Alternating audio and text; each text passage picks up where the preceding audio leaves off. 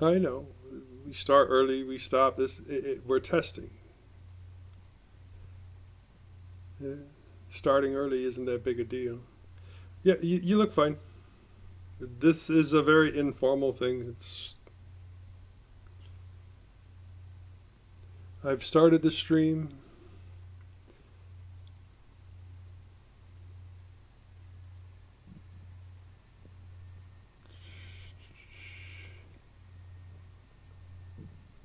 Let me know if everybody's audio is coming through. But that also means that somebody else has to say something.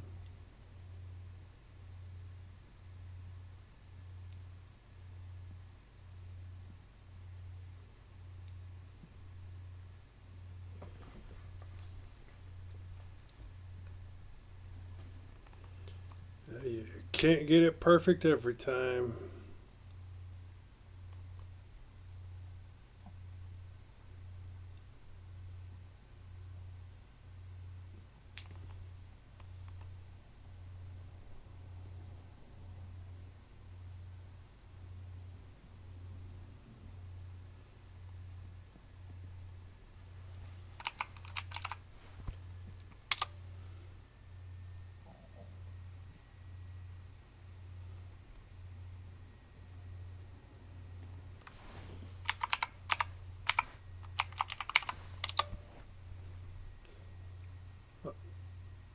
Mm, in a business environment, yeah, sure. But if it's just for desktop, then not as important.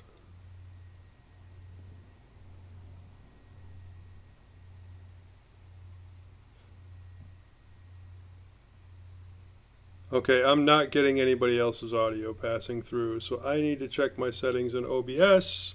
This is why we test.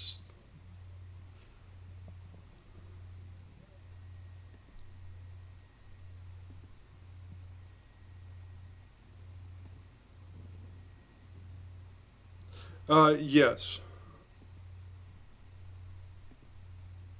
Okay. Audio output capture. It should be going through. It was going through earlier, so why is it not going through now?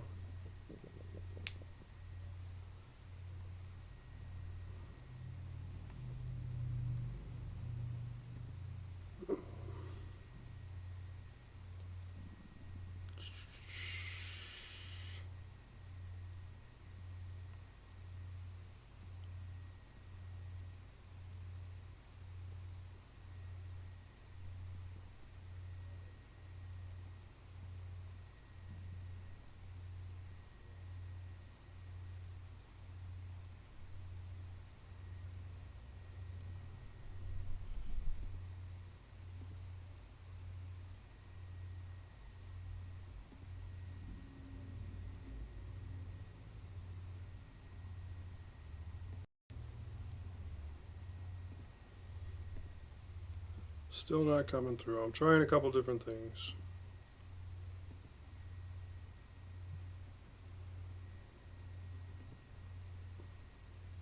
Woohoo! Alright, say something now. Something? Woohoo! Alright, say something now. Something? Ah ha ha! It worked. Lots of complex setup, I suppose. Ah ha ha! It worked. Lots of complex setup, I suppose. Okay. Ah ha ha! It worked. Lots of complex setup, I suppose. Okay. Ah ha ha! It worked.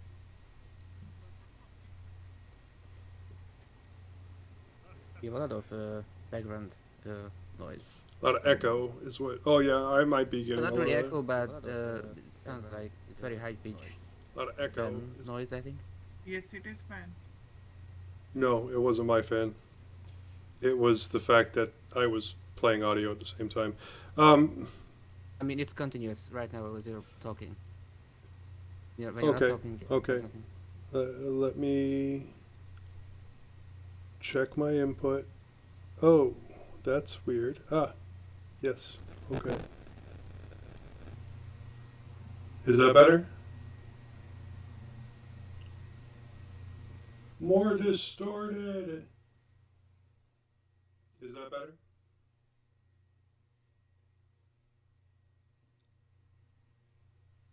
Something, something, something, something, something, something. Okay, well, yeah, I turned down my gain because when you get the background noise like that. So am I too quiet?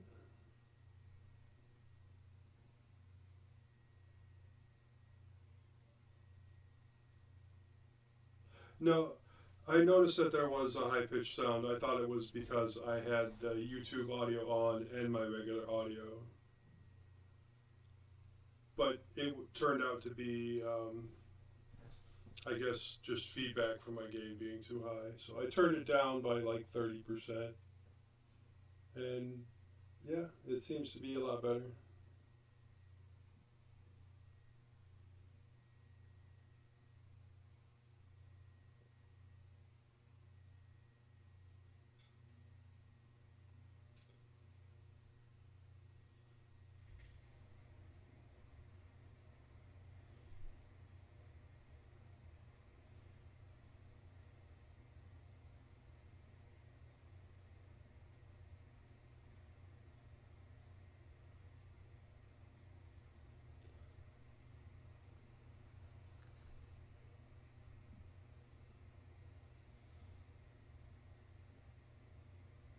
Seems like y'all's audio went out again, which is annoying.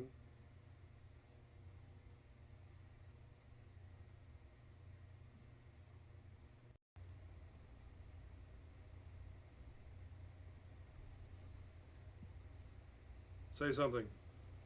Something, something, something. Say something. Something, something, something.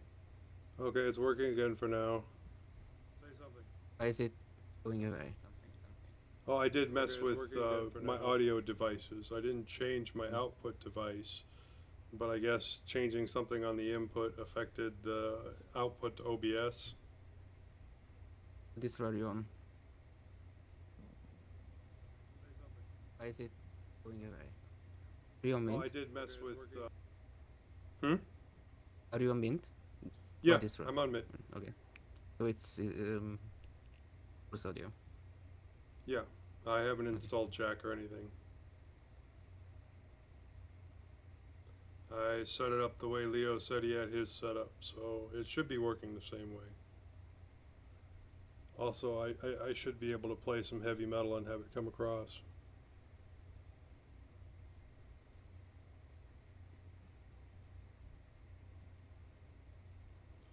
On the live stream.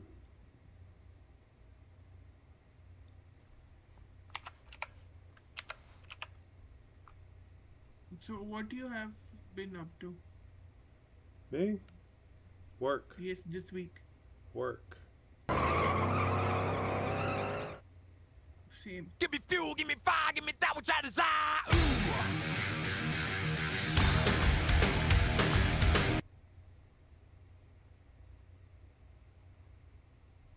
Really, that's all I've been doing is nonstop work and fighting with the school districts.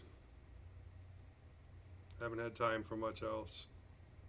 How are things in Texas? Hot. Well, no, it's cooled down a bit, but, you know, nobody's masking, all the ICU beds are full, people are stupid. Numbers are starting to go up around there. You know what? No offense to Texans, but they should isolate Texas from rest of America so that it doesn't spread. Well, Florida too. I mean, Florida's just as bad as Texas right now. I mean, ironically, there are a number of Texans who think the same would be good for them. Yeah, Like, and They honestly, should isolate, not let people cross into other states. who yeah, are in you have Texas. no idea how difficult that is because Texas is huge. Yeah, but I've seen a video about how Texas could technically be the most independent state because they have their own power grid or something, which there are 3 power grids in the U.S. and one of them is basically covering Texas. Yeah, and it's not a very good power grid though. I mean, it's gone out twice this year.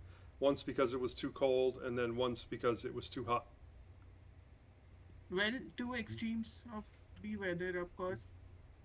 You know Resistance the to there's a YouTube channel called Technology Connections. He started it covering various old technologies like how VCR works and blue what was it, DVD versus Laserdisc and stuff like that, Betamax versus VHS. But he started to make videos about stuff, regular, everyday stuff, like turn signals and rice cookers. And then he had a video explaining some odd stuff about the U.S. Power grid. I don't remember exactly, but it's. I don't remember what I wanted to aside from the video. I just know that the U.S. Power grid itself has something specific that doesn't really make it compatible with other power grids. Something about there being. Okay, I won't remember it, so it's a really good channel though. Okay. Do we have a? Oh, Looks like we have a wayward Josh. Master sends you mentioning heavy metal. Yeah. Yeah. Well, I guess in this case it's just metal. It's not quite, all that heavy.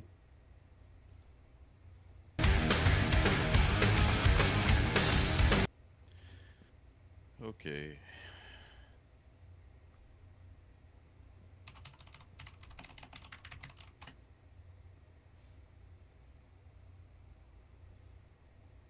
How's everybody doing today? Doing okay. good. Good. Managed to sleep more than I did the past week, so kind of weird because when you get to sleep, you're not necessarily more rested. You don't feel more rested. I So slept like crap all week. I'm I with was you, Joe. sleeping. Then I just woke up suddenly, realizing that we have a show to put. wait, what's the time for you? Is it like It is 26th of September, 12:19 a.m. wait?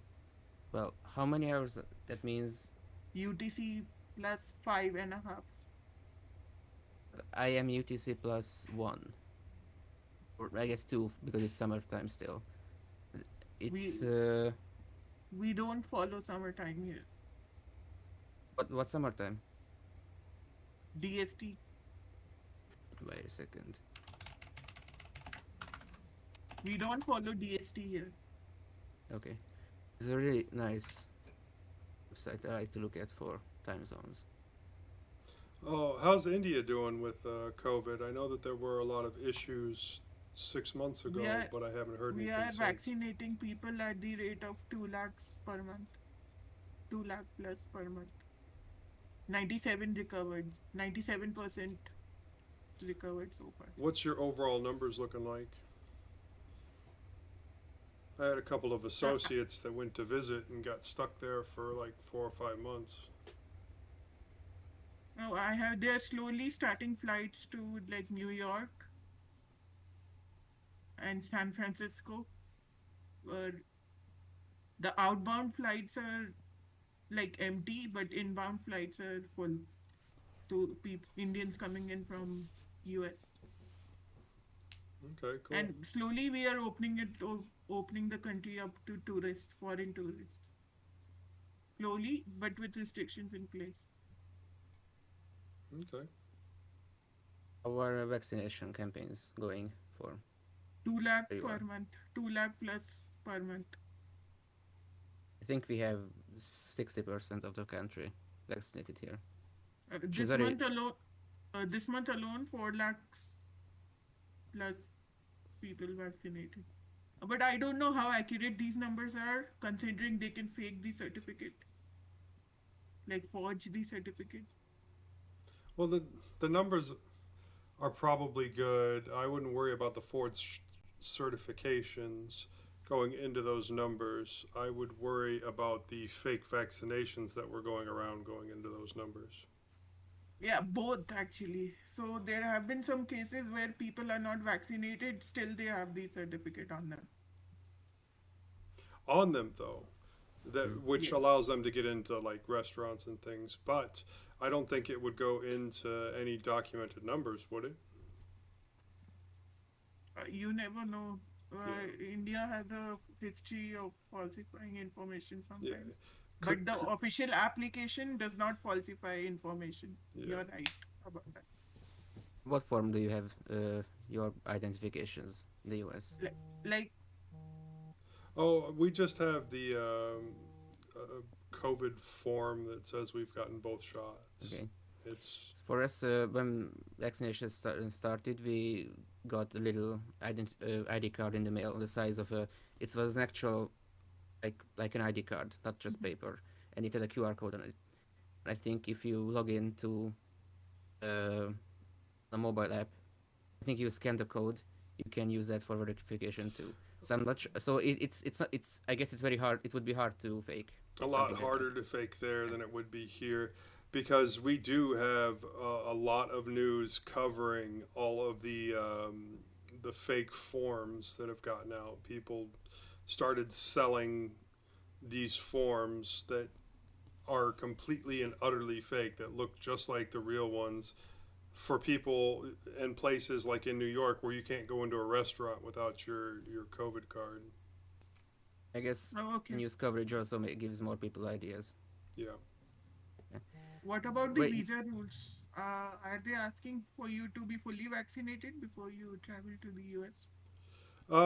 That I don't think so, because they're not even requiring it for most like working conditions or public venues.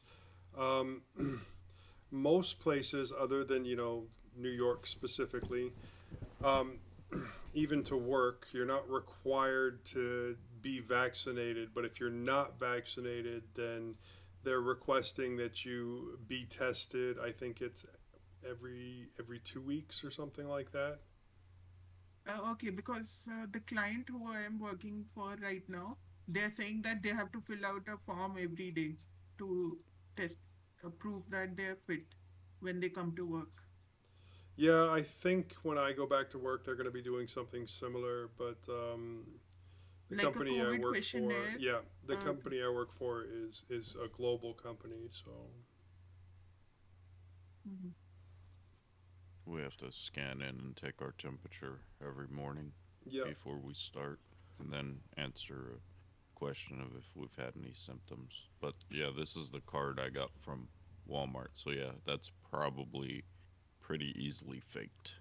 yeah, I got to check and see where my card is. But I knew that there was a high probability that I would lose it somewhere. So the first thing I did when I got home after getting the second shot was take a picture of the darn thing. That's a good idea. I should probably do that too. Oh, tough year for all of us, honestly. I don't Wait, think it's sorry. going to be getting any better either. So Renishan, did you say that it's UTC it was 5.5, okay? So it's midnight for you. almost 5 minutes to 12:30.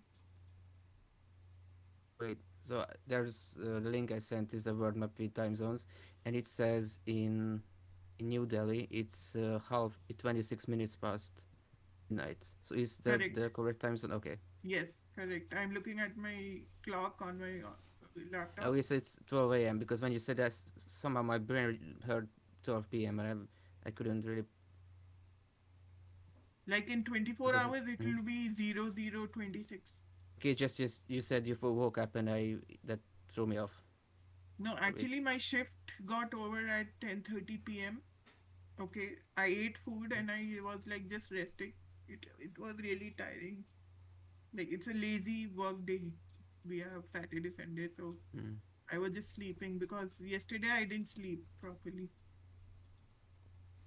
Okay. before work. Try apnea. Yeah. It means you never sleep properly. No, it's like I was in the night shift before, right? Like last month. Oh, I did the night shift for 5 years at 7-Eleven. That was fun. Wait, you have apnea? No. Oh, I have apnea. Oh, The leader is here. Hello, Chief. For one more. That's it. No, no, no, no, no. I want you to do two more. Oh man, if it's anything like today, I don't know if I'll be able to do it. But I did make it. Ooh. And Oh. I have lots to complain about Ubuntu's canonical QA. We're I Lots. we are saw your, live, message. and it seems to be working. I've had a couple of hiccups where the desktop audio is dropped, so nobody else's audio was going through. But it seems to get be that sorted? working now. Yeah, it seems to be working now. I don't necessarily know what happened. A fluke. Let me Yep. see, I guess I can do that. Let me see. I need some. Ooh, it did light. Ooh, look at that. All right, so You look different today, Leo. What's? Just got out of the shower. I just woke up. I slept at 10:30 after having food, and then I suddenly realized we have this show, and I woke up. I need to eat something. Yeah, I ate, I showered, and I came straight here. All right, now that everybody's here, what do we want for show topics? Hey, are we live? Yes. Yay! Hi out there. I don't know if Hey, anybody's out everyone. there, but hi. Anyway. I don't know. Let me I check. don't think any of my friends will be watching right now. Since it's Two late. watching that. Clayton Some Pitts. friends they are. Clayton said something. Hey. We Send the link appreciate to- we appreciate that, Clayton. Send the link from a Hungarian Discord server again.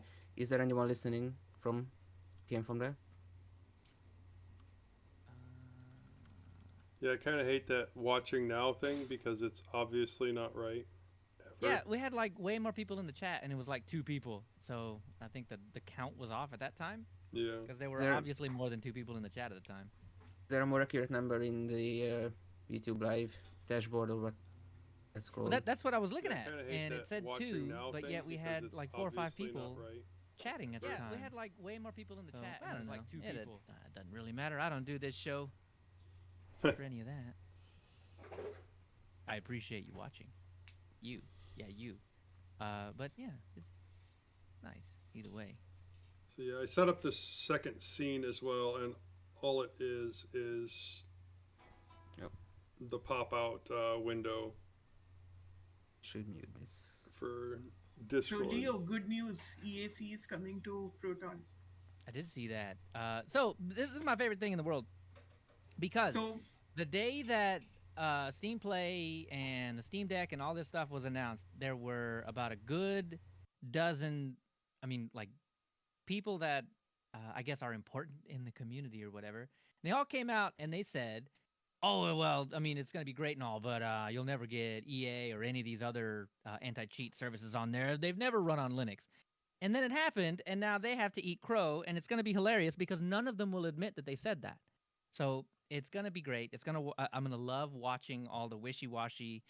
They're going to come out with videos like, look at this anti-cheat whatever, and just totally forget that they said what they said. what about Denuvo client, Denuvo DRM? If that comes to Linux, then that would be more games. It will. It absolutely will. Every single one of the naysayers has been wrong every single step of the way. And they're going to continue being wrong because regardless of what they think about the market share of Linux, it's already happened. It's happening right now.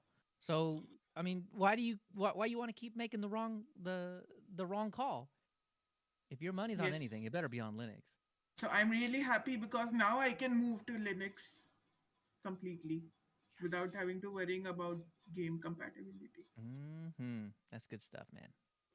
How many And- of these very big glitchy programs are there? I only knew of this one, and there's Lie, which I don't really play any games that have anti cheats. So Well, many of- EAC, the one you're talking about, and Denuvo, what Nishant talked about, and no, Steam's one has been working on Linux for a long time. So I don't know. Denuvo is real pain in the. what uses Battle But- Lie? Denuvo is a DRM client by EA, I think. Oh, is To it run EA EA as games. well? A separate one? Yes. Man, you know what's funny is it only punishes paying customers. That's my favorite thing about all of that. All pirates have to do is wait 48 hours after launch, and they can play it without all the trash. No, It I is bought hilarious. two. I bought like 3 or 4 games on Steam. That's it. Mm-hmm. First, what I do is I try it by downloading it. Then I purchase it. You just search for Battle Eye, list of games with Battle Eye, and the second result is literally a Linux gaming Reddit post of list of games that can run with the Battle Eye Uh, Linux. Ubisoft uses BattleEye exclusively in its different franchise, especially which I play. Like Ghost Recon uses BattleEye. It's completely in the cloud. Uh, Leo, what I have noticed it that most of the game developers are moving towards cloud only. Like you download the game, it will Mm-hmm. be like completely online Mm-hmm. Mm-hmm. Oh, so you don't instead of download the being game at offline. all? You stream the game. No, it's What was the like name of that Google service that did this? I purchased that Stadia. game. There. I purchased the game. It downloads to my computer the files, and then it also syncs it to the cloud, and you have to stay connected to the internet to play. Oh, right. Well, I mean, the files that you download is not the full game, though. I mean, it would be kind of asinine for it to do that because if it's rendering in the cloud and then you're getting a remote view into that, you wouldn't need the files locally. You just need like the RDP, the remote desktop solution to see. And that's what Stadia does. It's You buy the game and then you play the game, but you could play it on the crappiest Chromebook Mm. that you could ever get your hands on and it would work just fine. Right. no, Like it's Stadia and Smith. all that. but Yeah, but what happens to your library that you pay for when Stadia shuts down? Oh, right. Yeah, you lose all your games. Yeah, Luxmith did a video recently about how this over reliance on cloud services is not really good because then what happens when the cloud service goes down or shuts down? But that is equally applicable to Steam. Yeah. Because when they go Yes. away, what do you do? I mean, Well, they've Steam- promised that they were going to give you the keys Yeah. before they shut down. But I mean, They, what, they what are you have going to made do? that if they- Also, promise. Steam has But- been around for a long time. On the other hand, Google tends to X a lot of services that they start. Sure. So Oh yeah. Yeah. I And mean, it's not going to every- be just Google that goes this online route. Basically, every game provider is going to do it. It's going to start looking like the movie and Ubisoft- television industry does right now. And the whole point will be anti-piracy. It's hard to copy a game that isn't actually on your system. But yes, you will run into that factor where your stuff can simply go away. But right now, so can, all the movies that you bought through Apple, all the stuff that you purchased through Amazon, and you've actually already seen the issue come up with Apple because you'll have bought a movie or a television show, and then Apple loses the rights to it, and it magically disappears from your account. But Yeah, you that's right. still I'm an pay old for it. dinosaur, so I still prefer physical media. I buy everything on CD and DVD, and Well, yeah. Once I've paid money for it, I don't have any qualms about having extra copies sitting around. That, So- exactly. But even I when don't. have to, I don't. want I don't like the Sorry, physical go media. ahead. I don't like, the DVDs. They take up too much space. The cases, keeping them clean, keeping them from getting scratched, all that jazz. I definitely prefer it to be on a hard drive, along with But I 8,000 of its other buddies. I think it shouldn't matter on games where there's only single player. I think that it will matter to the game manufacturers and the game sellers even if it's not an online game or not a microtransaction based game, to prevent you from pirating it or to Yes, that's prevent you from pirating it. Yes. you might even get to a point where there will be certain games that only release on a streaming service. Even when it's the rare case when there's no multiplayer at all, they would just release it on their online service. They would not Well, download they've it already done anyway. it. It's and- called Diablo 3. Oh. I mean, The you Witcher have the 3. you have the files on your desktop, but I mean, if their servers go down, you can't play anything. I mean, that's a lot of the games now. But it is a multiplayer game, but even the single player itself must be played online. If you don't have an internet Yes. connection, or if their servers go down, you are not watching. So There have been a I mean, you're few not playing. games. Yeah, there have been a few games that were that way, and yes, there has been stink raised in the past about that. When the internet yeah, it was ubiquitous, but it wasn't as solid as it is now. But anymore, With Diablo 2, you could play offline. You didn't need internet. I mean, if you had the crappiest dial-up ever that disconnected every 12 minutes, you wouldn't play online. you could still play but the you could still play the game Right, there but- at home. Okay, so here's like comparison between Ubisoft's one of the franchise. Ghost Recon Wildland was completely offline except for multiplayer. The single player you could play offline, but in the next one they made it completely online. Even single player requires. Well, you at least had to go through the Splash login, which required an internet connection and a dial out to verify that you had a No, valid copy. The last Ghost Recon was Wildlands, which could be pirated because I downloaded it myself to Yeah. play. Well, Everything can be Single pirated. player. Come on. You know what's Yeah. going to happen is when you have these online games, there's going to be some insider that makes the files available, and then they're gonna create one of those a server that basically tricks the game into thinking that it's being played on the cloud, and then you're gonna play it locally, and that's how that's gonna work. But or someone never will win. reverse They'll engineer never the win. entire game. That's happened before too. GTA reverse Like how- engineered GTA. That how 3. they have they have servers specifically for pirated Oh. games, GTA for example, Oh, yeah. or Okay, But, Warcraft, I or I think you're going to think we are not see. supposed to discuss. Oh, yes, piracy. actually we are. That's part of the reason we broadcast this out there. If we want to expand on it in the show, we can do that. But this is where we get out the other things that aren't necessarily in the show. But I think you're going to see a massive, and you're already kind of seeing it, a massive move away from games that allow you to do that whole single player playthrough mode, because microtransactions is where your big money is. Like take for example Microsoft's Halo Master Chief Collection. Like it's not completely online either. You can play single player offline. Yeah, I don't think they're gonna go away from that fully. I think there will be games that do, and I mean certainly like games where you can buy microtransactions like you're talking about. They're gonna milk the crap out of you for stuff like that. But there will be games that are fully offline that you can still purchase. I really feel like Well, maybe in 20, 30 years, but in the just looking in the next decade, I don't think we're gonna see What my I'm view online is- exclusives. gonna say Elder Scrolls Online. It wasn't the stopgap. It was meant to be a full game to take the place of, the regular Elder Skyrim? Scrolls. Yeah, Skyrim, and Morrowind and all the other ones. It was supposed to take their place. Is really what it felt like. And now I think they are eventually going to do another actual Skyrim game, because it was too soon for the full-time, all-the-time online model. No, actually I did play Skyrim and it was like old graphics. I felt it was graphic wise pretty old looking. Thanks. Leo, you Oh. look at your webcam picture on actually- Discord. I was running it on like full settings, What I do? full high settings. Yeah, the I curtain. don't know You're- if there are any HD textures. You're making me I feel re- old here, buddy. I really like your Norbert, hold window. on.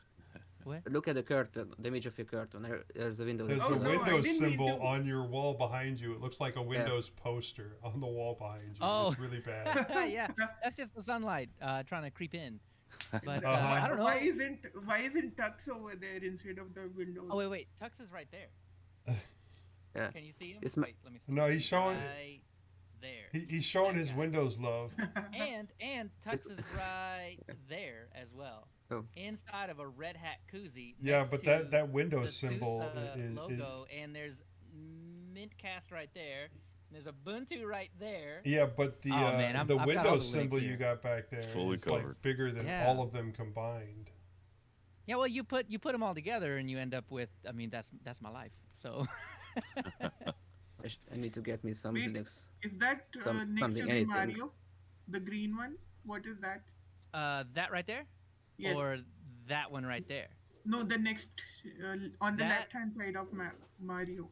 That is Geeko from SUSE, and that is the Android. Oh, okay. And Is it- that's Domo. He's a Halloween Domo, so he's all skeleton-like.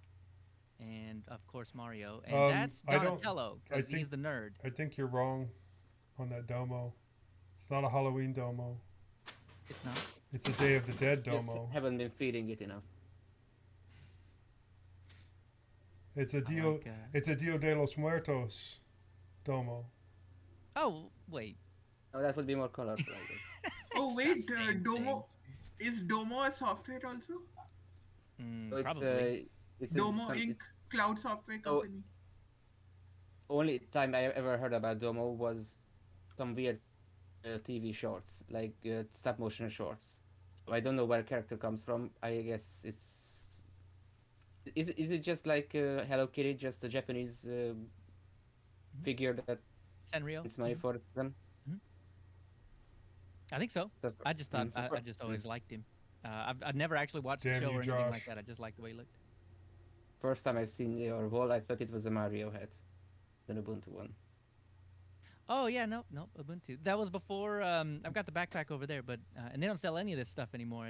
This was when they still had the show or the store. Oh no, Leo. Nishant was telling me how old the graphics look on Skyrim. How old and terrible they are, because they're super freaking ancient. No, on like on a Nvidia graphics card running it at high, it felt like that. For me, you I haven't played it for the played that. first time. Buck Rogers Elder on a Scrolls. Commodore Ah. 64. Well, see, I didn't have a C64. I had I played on the Atari. I think it was a 2600. I That had was my only gaming resource back in the day, you and go. I played a lot of Centipede. I A had lot. the Atari 800. Mine was a Intel Pentium 4 powered Windows XP. Ooh. My first Desktop. Intel was a Celeron. My second Intel was a Pentium 3. 486 DX 266. Uh-oh. Ooh. Joe, we're going back. Dating us now. Taking it back. Yeah. That was before the had, first I think Pentium. I think it was a VIA chip. Our first actual desktop computer that ran DOS. I think it was VIA. I Yep. think. My Something like that. first graphics card was a GT 7300 Nvidia. Oh, That's wow. practically brand new. The first I don't even know. the first graphics card I ever had that I actually knew what it was an AMD 4780, I think it, or 4780, I think is what it was. It was, It was- my girlfriend at the time bought it for me, and I was so excited. I got to play all the games that I was never able to play before because I always had that crappy, like, didn't even have a fan on it, kind of Oh, yeah, discrete passive. card or whatever, and it just barely got anything done. Oh man. Yeah, Oh, my first uh, Windows for PC years. used an Linus, AMD I think Thunderbird Linus Tech Athlon. Tips. Oh, Linus Tech. yeah, Athlons were fantastic. I remember during the whole Intel was getting their butt kicked by Athlon for the longest time. I remember around that Whoa. time they were trying to catch up, and there were groups that were doing. They still do it now, but they were doing the what is it? The that really cold stuff. They had a tube, and they would put it on top of the processor. Oh yeah, Oh, yeah, liquid liquid nitrogen. nitrogen. That's it, yeah. liquid nitrogen. Yeah, they were doing those with, I think it was the Pentium 4. You still Because see they were that. they were just getting the floor mopped up with Intel. AMD was. Right. So yeah. Ryzen is a spiritual successor to Athlon, kicking butt of Intel in the present era. Seems like Intel's trying to catch up. They're doing a pretty good job, but Well, they got I too still think complacent. AMD's leading the pack overall. Just because, I mean, you've got so many cores, and those cores are pound for pound as good as an Intel core. So, No, I can AMD seriously for the longest tell time that there. Go ahead. I can seriously say that my 56,000 has been worth it on AMD process. Well, AMD oh, yeah, had yeah. nowhere to That's a go good chip. but up there for a while. I mean, Well, yeah. Intel Coming from had Bulldozer, man, all they had yeah. to do was just not trip over themselves, and they would have been great. And seems like they got it done. Oh man, I wish I would have had money to buy shares in that company at that time. I Under $2. know. Oh my lord. But Yeah. with AMD, they also got really lucky when all of the Intel security flaws came out. Those Oh yeah. hardware Mitigations. levels, yeah, that slowed things down considerably and took away trust from Intel, and people had to put it somewhere else, and that helped pump up AMD, and then that helped them get new stuff to market that was better than Intel. Okay, So so when was first gen Ryzen launched? The very first. We're 4 on years ago. Yeah, we're on 5th gen now, but they kind Well, of skipped yeah, 4th sort of. gen. They skipped skipped 4th 4th gen gen. in desktops, like in desktops. They put them in laptops and things, but yeah, we're 5th-ish gen. It's like 4.5 gen, Yeah. something like that. Okay, like 4 or some of 5 the 5th gen CPUs are based on the previous architecture. Like mine is based on Zen 2 instead Right. of Zen 3. So Zen 3 will be the next gen. So 6000 series will be Zen 3, and that'll be interesting to see. Uh, But going back in time, Dan says I had an 8086 with CGA graphics. Oh man, Dude, Yeah, I'm trying to find a picture of that's something back like that. there. Yeah, that's back So this is it. So I never had one of these, but they had these at school, and I remember the screen looking this terrible.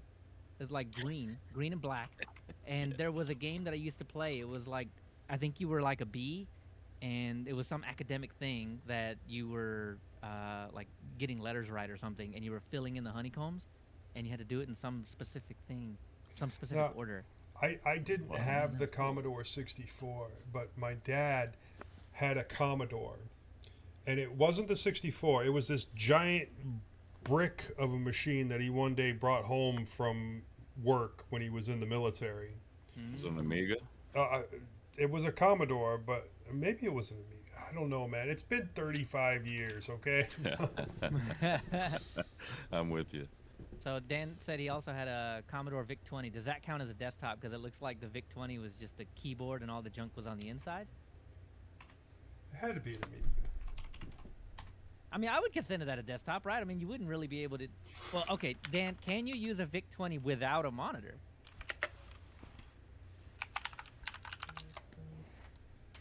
And, I don't know if it's R.Y. Hines or Rhines, but said he had a Commodore 64 as well. Yeah, I wasn't lucky enough to get the C64s, or I was alive, but I didn't have one. And none of my friends did either. They all lived in the country. So, I mean, they were lucky to get How old the are you? crappiest dial-up ever. 35, I think. Something like that. In that, like, plus or minus 1 year. Uh-oh. Really bad at judging people's age. I would have guessed somewhere around 30. Hey! I Oh, appreciate how old do you think I am? Okay, 65. let's wait. There was a 27. there was a TV show Good where call. people had to guess other people's age. Is this a trick? And they specifically chose people whose ages were hard to guess. My guess is I'm about Josh's age. Mm. I am. Wait, let's see. How old do you guys think I am? 29. Wait, I think you said you were born in '79, so it's Oh, I was gonna get no okay. return I on that, really was man. gonna guess like 33 or. I was 32 going or to say something. 42. And 40. I was going to 42, yeah. 42. I would put Joe over Joe. here just doing quick math. No, I would have said 42. But I'm also, 40. I'm 81, so So is that like a sense you get when you turn 40? You can just tell everybody's 40 when they're 40. my man. Hey Joe, how old you? How old you are you? What did you say? I'm 40. I was born in 81. Josh said 42. I Oh, said it's 35. it's a good thing you didn't let me guess. Yeah. But 40 maybe- is not old. Who said That 40 is depends old? on how broken you are, on whether or not 40 feels That's it. old. Okay, in my mind, if you had to draw a straight line between young and old, I put that somewhere around 40. So I'm not That's sure. because That's because because- you that's still because get you're carded not when you 40 go to yet. buy booze. Yes, I know. Once you're 40, you're like, oh yeah, 50's old. And That's then once because you're, 50, you're not like, even- 60's old. That's because you're not even getting good insurance rates yet. You know what I consider as old is when we retire and we sit at home doing nothing. Hey, I consider man, that's a dream. I I can't consider wait. that young number 2.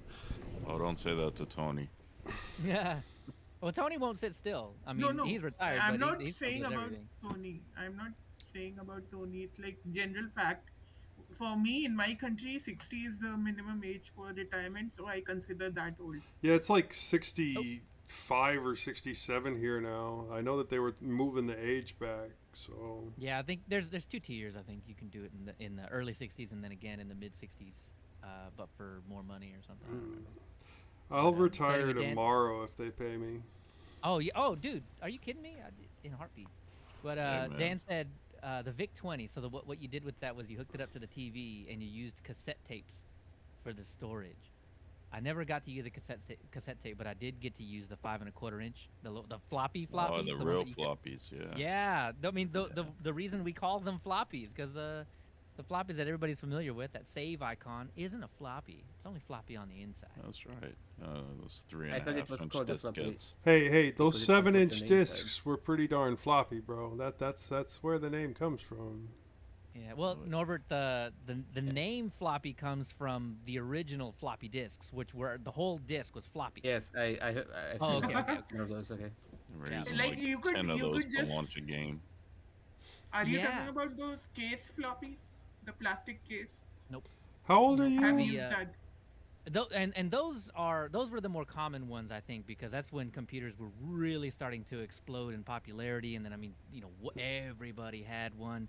Nishan. Those, the 3.5 inch floppies, the ones that you're talking about, those really became ubiquitous. But before yeah. that, you had the 5 1/4s. That, I mean, And before that, outer you had the plastic 7s, shell. and before that, you had like the 16s or something crazy like that. They Yeah. were freaking Yeah, like huge. those So- Rolodex type things that you had to go through to I get all re- your discs I out. still have one of those in the attic Do somewhere. you? Somewhere. Yeah, Oh, man, and it that's has things No. like what was the name of that Math Blaster? It has Math Oh. Blaster in it. Oh, and Ancient there's a few other games, Empires. I too. played That's Ancient why I'm so good Empires at on math. DOS. Nostalgia time. Which was your first game you got introduced to? First game. Uh, That would be Very the- first game in the classic era included. Okay, Wow. it's Centipede. a little out of order, but I'm gonna have to say Super Mario. On the Nintendo, on like the day it came out, my dad came home with one, sat it Yeah. down on Same. the So computer. which year was it? The first Super Mario? 84, 85. I think I was still in Oklahoma at the time, so it had to be Yeah. 84 because And then you stayed up all night when you first got it, and you woke up the next day and you had Nintendo Thumb. You wanted to play Nintendo so Thumb, bad, but that yes. directional pad had made your Oh finger yeah, the raw. blister. Yes. Just the redness and No, I mean, the if you played callus. long enough, that blister. The Yeah. Yeah, callus. exactly. You had to build up a callus Okay. to be a gamer. The back then. first Yeah. game which I was introduced to was Road Rash, EA Sports. I played Electronic Road Arts. Rash at the arcade. That was cool, and they had the actual motorcycle or whatever. And then that you back and That forth was on. the unique thing about Road Rash was that it was the first proper racing game of its time in '94, I think, and the first Rad game Racer. of electronic. Rad Racer for the NES was the first racing game I played, and I fell in love with the entire genre from that day on. No, I think Road Rash was the first ever game for Electronic Arts in 1994. Oh, maybe Ni- so. I'm just saying. 1984 Rad Racer was was when fantastic. the It's all about pole position. Oh, see, now that was another one that you got to play at the arcade. Yeah. There was a roller rink in my town that right before you walked onto the rink, to the side, pole position, and You I bet. fed that game so many quarters. Oh yeah. Yeah, I never got to experience going to an arcade and playing there. Makes me No, sad. Oh it- my it- God, I'm gonna have to call them that. So Dan says he has some 8-inch floppies at work. He's got some 5 1/4 inch floppies at the house, and he's gonna show me on Tuesday. And then Londoner said the first floppies were 8-inch, and the 3.5 inch floppies were known as stiffies in South Africa. Yeah. That's okay, that awesome. makes sense. Oh man, I'm gonna have to just call them stiffies from now on. Yeah, hit the stiffy button, Oh no, it was and that'll save your progress. Yes. And before take that, they it as just- you will. Just punch hole into paper, which was even floppier. Oh no, Yeah. it had to be 1987 that I got the Nintendo. It's weird because in Hungary we don't call them floppy disks, we call them flexible disks, and it never really. At first, I was like, oh, so that's 3.5 inch disc. So when I open it up and saw how it I guess it makes sense. It's flexible. So I never really, it never really occurred to me that it's called a floppy because you can just with a Right. Yeah. Right. Wait, you could actually do that? Is there any videos? Go look up. Documented video? Go look Oh, up yeah, the of 7-inch flop or the 8-inch floppies or whatever they are. Let me see. I don't remember 8-inch. I'm gonna have to look that up. Okay, Dan says he has them at work, so what I'm gonna do is beg Dan to bring 1 or 2 of them home, or at the very least, take me a video or 2 of him flopping it around. and I'm just gonna integrate those into like all the videos that I do from now on. Or just look up floppy disk. And, Oh and- man, We'll that just looks call it like a floppy tech. pizza box, like a So- flattened pizza box. So will we all click on the stiffy disk to save our files as well? Oh yeah. So what are we Yeah. gonna do with that? Right. So like in the year 2100, are we still It'll gonna be still using that those. icon? Yeah. Yep. Okay, You okay. don't, you don't think no, it'll be like a I- picture of a little flash drive or something? Oh, they wonder what a flash drive is. Everything will be in the cloud. Yeah, I guess so. in 100 years, No, how do you wait. explain the words dial tone? Or tech. There will be no Ah. save button because everything will be able to save like a Google Drive. Ew, But- gross. That means that we're gonna fully move to cloud, and I disagree that's- wholeheartedly. Yeah, but it might still happen. Oh. Well, Leo, the revolution has started already. Oh, so I the know, but revolution we is yeah. yeah, but mainframes were the cloud back in the day, and then it all went to desktops, and everybody's saving their own stuff, and then we're going back to the cloud again now. So we're basically reinventing mainframes, and then it's gonna go back. There's an ebb and flow to all of this tech stuff, and we're all gonna be saving our junk because here's what's gonna happen. It's like Here's what's gonna mainframes, but happen. more complicated. Someone is going to invent a flash drive or some kind of storage that you get 100 terabytes and you can fit it in your pocket. And then we're going to see the recurrence of everybody storing their stuff at home because it's way cheaper to do it. So it all depends on how much money it costs to do one way or the other. And if it's cheaper to store it at home, Okay. that's where the market's Well, going to go. And I bet you anything that's where we're going to end up again. As the ability to put more into your pocket, just like it has over the last 20, 30 years, you've watched it. iPod? As the ability increases, the quality and the size of the files increase, and it kind of balances out. So Well, when you yeah, can, yeah. like, when you can fit 100 terabytes into your pocket, then everybody's going to have probably 8K quality movies, and I know 4K quality movies run about 16 gig. So I mean, not if people keep buying the crappiest monitor they can get their hands on. I mean, 8K not gonna matter. But I mean, yeah, I think eventually it's just gonna all be in our pockets again. So we'll just be sitting at a dumb terminal and well, you can already Well, get that's phones. what Stadia is gonna try and do. But I feel like eventually it's all gonna come back home. Unless Skynet decides to destroy everything, we are in safe hands. You can already get phones with like 2 terabytes of storage with a 1 terabyte internal and then a 1 terabyte micro SD card. So Yeah, but and you'll always have the person that keeps taking like 12 pictures of their hamburger that doesn't even look nice on their phone and then filling up that 1 terabyte storage. Those people will exist, but those No, people are the ones iPhone- that'll pay the premium for the cloud storage because they ran out Well, of storage on their phone you- because iOS also- is very heavy with each upgrade. Even iOS is getting heavier by the day. you also got But- phones that'll do 4K footage Oh, yeah, of your no, Whataburger. wherever it of is. your I mean, Whataburger. Yes.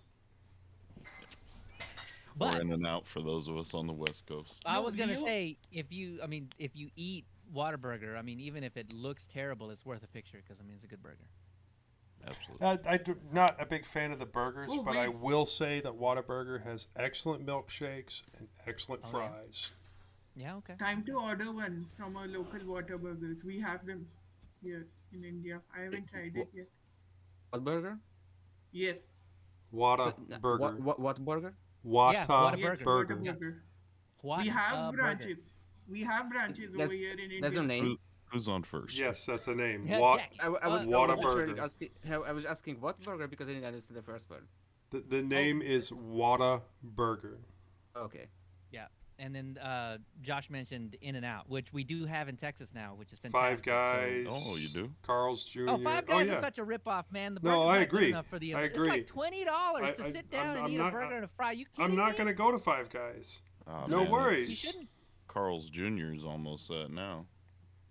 I can't stand it. In and But Out you know still what? like $5 and you can eat. Carl's And Jr. you- like, is $7 still you better can than get special Arby's. stuff. Arby's used to be good, but the cheese is just so plasticky now. I can't stand it. Joe, You Arby's was guys are never making good. me You just got hungry right older. Is that what it was? No, Arby's sauce is what used to be. You'd go to Arby's just to get the sauce so you could bring it home and put it on other good things sauce. because the sauce was excellent. Yeah. You guys are making me hungry at 1 a.m. Hey, I'm hungry. I just ate, so I'm good. No, I'm talking about myself. At midnight, there is nothing open that I can order a burger. Ah. Well, I did leftover time. overly spicy Indian food last night, and yeah, old man and turtles are not happy today, so have not eaten. I'm starting to No. turn that corner, and I'm just leaning into it, man. I'm just like I might as well just punish myself now and enjoy it, and then when the day I How can't was the decide. experience for Indian food, Josh? Oh, excellent. I'm actually a huge Indian food fan, and we have a very good restaurant here in town. But boy, did they crank up the spice on us last night. And yeah, See, not that's what happy foreign today. tourists say about. Like, I met a couple of foreign tourists while traveling to Agra. So they say that the food is very spicy over here. We can't find American food easily. Well, I mean, most people around Look, here are used to look. zero spice. No. Zero. Wait, isn't no. Texan food spicy? From what It depends on where you're Tex-Mex, at the in Mexican food is Texas. spicy. Central Texas, they spice their food with sugar, I swear. But Spice with flour, Joe, and you know it. no, flour is not that sweet. I don't know what they do. It's like the only spice True. they know is like either sugar or honey. And it's terrible. But you go out to West Texas where you get some, proper Hispanic culture and good food. I guess Yeah. that would be more like North Mexico. Or if you go Yeah. far enough to East Texas and you start hitting that Cajun stuff. Cajun culture, and you start getting really good food. But it's more your spicier seafoods. And then there's Central Texas where it's white bread with sugar on it. Wait, Dan what? says they only have a Five Guys where he's at. I'm so sorry, Dan. but Ooh, they only and have- Jack in the Box. Jack in the Box is good. I don't care what anybody says. I mean, you Okay, might what as well was- just go to Wendy's, Dan. At least the burger tastes like a burger. Taco It's Cabana. mostly worth Hey. what you pay. Taco Cabana might be fairly generic, but it's about the best of a decent lot. Roses, 100%. There's no roses Taco around Cabana's here. good. It's fine, but Hey, even look, Taco look. Cabana does that mass market tortilla crap. Yeah, It's terrible. There's a It's Taco terrible. Casa. There's a Pollo Loco. I'm not going to either one of those. Eh, There's a is Fuzzy's El Taco. Paso- Oh, go ahead. Is El Paso Mexican? Very No. County? No, it's very, very West Texas. Look, it's on the corner of Mexico and New Mexico. Yeah. Demographically speaking, it is very. It's It's very extremely brown over there. Hispanic. Because El Paso sounds Spanish. It is. That's- I mean, it stands for the pass, and Yeah. that's the pass between Mexico and Texas. Yeah. Yeah. Yeah, because I mean, isn't it? I've only been Look- like once when I was really young, but isn't? I mean, the city is on both sides of the border, right? No. Juarez is on the other side of the border. It's a very distinct Oh, right. But line. I mean, like, it crosses the Rio. right. so- there's civilization right on both sides of the Yeah, border. it Yeah. crosses all the time. I mean, a lot of people that work in El Paso live in Juarez, but there were places that I lived at in El Paso where I could have chucked a rock into the Rio, or I could have chucked a rock across the fence So, to the So other it's side. very is multicultural there. that Juarez the ciudad Juarez we are talking about? The Ciudad, Yes. yeah. City, yeah. Don't have any international or American Mexican food chains here. Only a couple of local ones. There used to be a small restaurant called Burrita, and that was my favorite one. And they closed up like 4 years ago. It's a little girl goat. That was the name of Yeah. that. No, store. no, It's cute. donkey. I mean, yeah, donkey, yeah. Yes, sorry. Yeah. Oh yeah, man. So no, what's funny about that is the only spice you need to make, and I would say I don't know if I would say authentic, but I mean you can get the flavor there is cumin, but typically outside of the U.S. you don't really call it cumin, you call it We do call coriander it seed. cumin. Oh, I We was call about it- to ask what it is. Coriander. Coriander powder. Yeah, Cumin but powder. and that's one thing that I learned because I have a ton of cumin because I make a ton of Mexican food is that there's a huge crossover between the spices that we use in Mexican cooking and the spices that are used in Indian cooking. Except Indian Exactly. cooking tends to crank up the amount of spices by about a factor of 12. So Even So even it have you heard of helps garam with- masala? Yes. Have you and heard of garam masala? so they're all I like different, tikka and I think masala. that's just in the name, right? Because garam masala Yeah. doesn't just mean like spice mix. Yeah, spice mix. It's like Yeah. spicy version of the masala. So we get is- I've had a few different ones, and the one with the green top is probably the best tasting one. And Here I use that they in pretty much put everything. here they put that in everything. Pizzas, Yeah. chow mein, Manchurian. They put it in everything. They make like Mexican food taste Indian, for example. That's funny. So just the Part of cumin, that's India, all you need. Salt, yeah. pepper, cumin. Those are your base spices. Season with that, and pretty much anything will taste Mexican at that point. I just No, said I down mean with to the say taco this is truck. weird. Like pizza, who puts garam masala on pizza? Nope. I look at you weird if you put pineapple on pizza. Don't do that. I Pineapple We is have an incredible Indian on restaurant pizza. here that does pizzas, and yeah, they do. Okay. They do a I have two chicken confessions to masala. make. Like pineapple on pizza, and I like using gnome. Well, I mean, okay. That's fine. fine. I love The pineapple on my thing is pizza. worse than the gnome thing, though. No, My- see, you're my- gonna make me my argument order about- I like. a No, thin my crust argument Hawaiian. pineapple on the pizza Okay. is that Look, if you seriously, to be honest, I don't care what people say about Gnome's workflow. It suits me. Hey, there you go. But So I so use you it- gotta tell me about pineapple though. So what's your argument Okay. for pineapple? Because there's not a good Uh, one. I'm just yeah. gonna tell you that now. CGP Grey once said on his podcast that interests and give me 1 tastes are minute. something that you cannot explain. So I could try to explain to you why I like it. Okay. I also my argument about so people keep saying that it's not authentic Italian pizza if you put pineapple on it. Yes, but still, if you don't try to experiment with food, it's not Italian pizza. It's like a fork of the Right. pizza. So Oh, it doesn't I mean, have we to have be Mexican yeah. pizza, dude. Yes, So it like- doesn't have to be. You mean authentic taco to be- pizza? to be pizza, because if you don't try new things, then food never moves forward. oh, I'm 100% on board with that, man. I That's was- how I I've was- discovered Oh. that Thai and Indian food are like two of my favorite types of food. I did try out a new recipe yesterday for a different type of protein bar that came out really well, Course. using pumpkin puree as the base. Sounds good. It was delicious, but it wasn't pumpkin flavored. It ended up being it tastes like peanut butter fudge. So So is the pumpkin for the texture? and the Puree. liquid. Oh, okay. Y'all reminded me about empanadas. I have to make some. Oh, You're gonna bring me some empanadas, right? Oh my god! Well, I You're have to gonna get have the to bread make the right. drive. I've never been able to get the bread right. My grandma left me the recipe, and I can't get it right. I don't know what I'm doing wrong with it, but her bread was always so moist. I will go off and my it was always diet so if you sweet. bring me empanadas. I will gain back the 5 pounds I just lost. I am fine with that, as long as it's all empanada weight. Yeah. So I did. That was one time I was in the kitchen all day.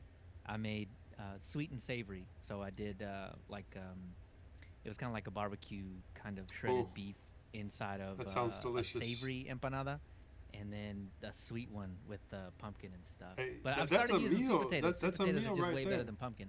Well, you can't bring sweet potatoes to my house, so Wait, Oh, as in Leo. you'll get sick or you'll eat them all? as in my daughter will get sick and her throat will close and yeah, no bueno. No yams for you. Okay. Yeah. Okay. yeah. Dan just brought up poutine. Yeah, that's good stuff. He I said used to French live far Canadian enough north. food. And Yeah. the only Canadian thing I could think of is I called them, what did I call them? Delicious gravy fries. But yeah, poutine. Yeah. And I've had it real one time, and I've No. made it a couple of times, and it's gotten close, but it's not quite the same. And he said slather maple syrup on it. Maybe that's the secret Yeah. ingredient. I didn't add. used to live far enough north that I could actually get proper poutine, but I was young enough that it was difficult to travel that far. I had some fries at an Irish pub, and man, it was good. They took French Oh, fries and proper put fish and chips. aged white Irish cheese on there with corned beef brisket. Oh man, So it was a grassy cheese, huh? yeah. Pineapple pizza was actually invented in Canada. Was it really? I think it is. It's they call it Hawaiian pizza, but Okay, so if we're gonna start a war, that's where we start. It looks like that pineapple on pizza is pretty controversial, huh? Yeah, I think it but is. I don't controversial- particularly like it. I like to lean into it though, just to get a rise out of people. I don't particularly. care Controversial what they have doesn't on your pizza. necessarily mean bad. It's just No. Okay, no, I'll do no. it If with I ever, jalapenos to if get a somebody little ever sweeter. hands me a slice of pizza that has ketchup instead of like a proper marinara sauce, I'm going to beat them. Oh, it's here, Joe. It's here. No, The it's gonna be a Domino's fight. cheeseburger pizza. I don't care. I've had it. Yep. Well, okay. I mean, it's just bread and cheeseburger topping, so I guess it wouldn't be bad. But well, You if don't I'm call it a ordering pizza at I that don't point. want a burger. You call that a So- flatbread like hamburger? Yeah. It- If I that's wanted what a it burger, looks I like. wouldn't get it in the form of a pizza. I would go to Whataburger or something and get a burger. Welcome to Foodcast. If I wanted a Mexican pizza, I'd just go get a taco. Right. Yeah. That's way less carbs. You can get it in corn that way, and actually, get some nutrients out of that thing. So totally have less carbs than like a hamburger patty. no. Well, no, no, it's the a bread. hamburger It's the patty corn doesn't have shell. any carbs. Yeah, it's the corn shell versus like a tortilla or a pizza, like the bread and the pizza. Way less carbs than corn stuff generally. You can fix that real easy with lots of other toppings and stuff. But yeah, One thing about Americans tend to make the pizzas thicker, which I don't like specifically because I like thin pizza. too. One time in Italy, we were in a family vacation. It was just a camping, so basically tourist spot, but they still had really good pizza. The guys at the camping were making pizza, and they had a happy hour like after 7 p.m. when it was cheaper than during the day. So everybody went down and had pizza. It was really good. From what I They were making understand, it, most Americans wouldn't really recognize a lot of the stuff that gets considered pizza in Italy. And I would say that even though the origins of pizza is Italian, that Americans kind of took that recipe and ran with it and dialed it up to like 11 or 12, and our general laziness kind of contributed to the whole pizza genre that we have in the U.S. well, I think we're pretty notorious for meal sizes or portions, right? As well. Oh yeah. I mean, a slice of pizza is all you need because that pizza was 30 inches long, and the Yeah, slice no, was a quarter of the thing. I literally saw one on it wasn't even a meme. It was a picture of a slice of pizza that was probably 4 foot long. Oh my god. So hold on. Mitchell dropping knowledge over here. Hold on. Mitchell Valentino says, as a pizza lover of Italian extraction, pineapple on pizza is one of life's great struggles. Grudgingly, I've come to accept it, yet I'll never accept ketchup in lieu of pizza That's why I sauce. read it. Oh. That's why I read. But- That's why I said if somebody ever handed me a pizza that had ketchup in lieu of marinara sauce, Yeah. it's gonna be a fight. So, commenting on the It's fresh gonna maple get syrup. physical. Yeah, fresh maple syrup is incredible. I have to agree. And then Queen Margherita of Italy asked her pizza to include the colors of the Italian flag: green basil, red sauce, white cheese. And that makes so much sense. But I gotta say, that's some of the best pizza ever, because I mean, I'll get like whole tomato slices and big old thick slices of mozzarella on there. So good. I Now- can't get my oven hot enough though to do it right, but I get it as hot as I can get it, and No. it's close enough. I know that Little Caesars is kind of scraping the bottom of the barrel when it comes to pizza. Oh. But I still love to call them up and order a thin crust with pineapple and ham and onions, and I will wreck that whole pizza. And ham that's as in turkey? 2000. No, ham as in pig.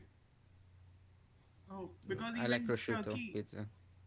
even they call turkey, like what do you call those Sure. round things, as ham.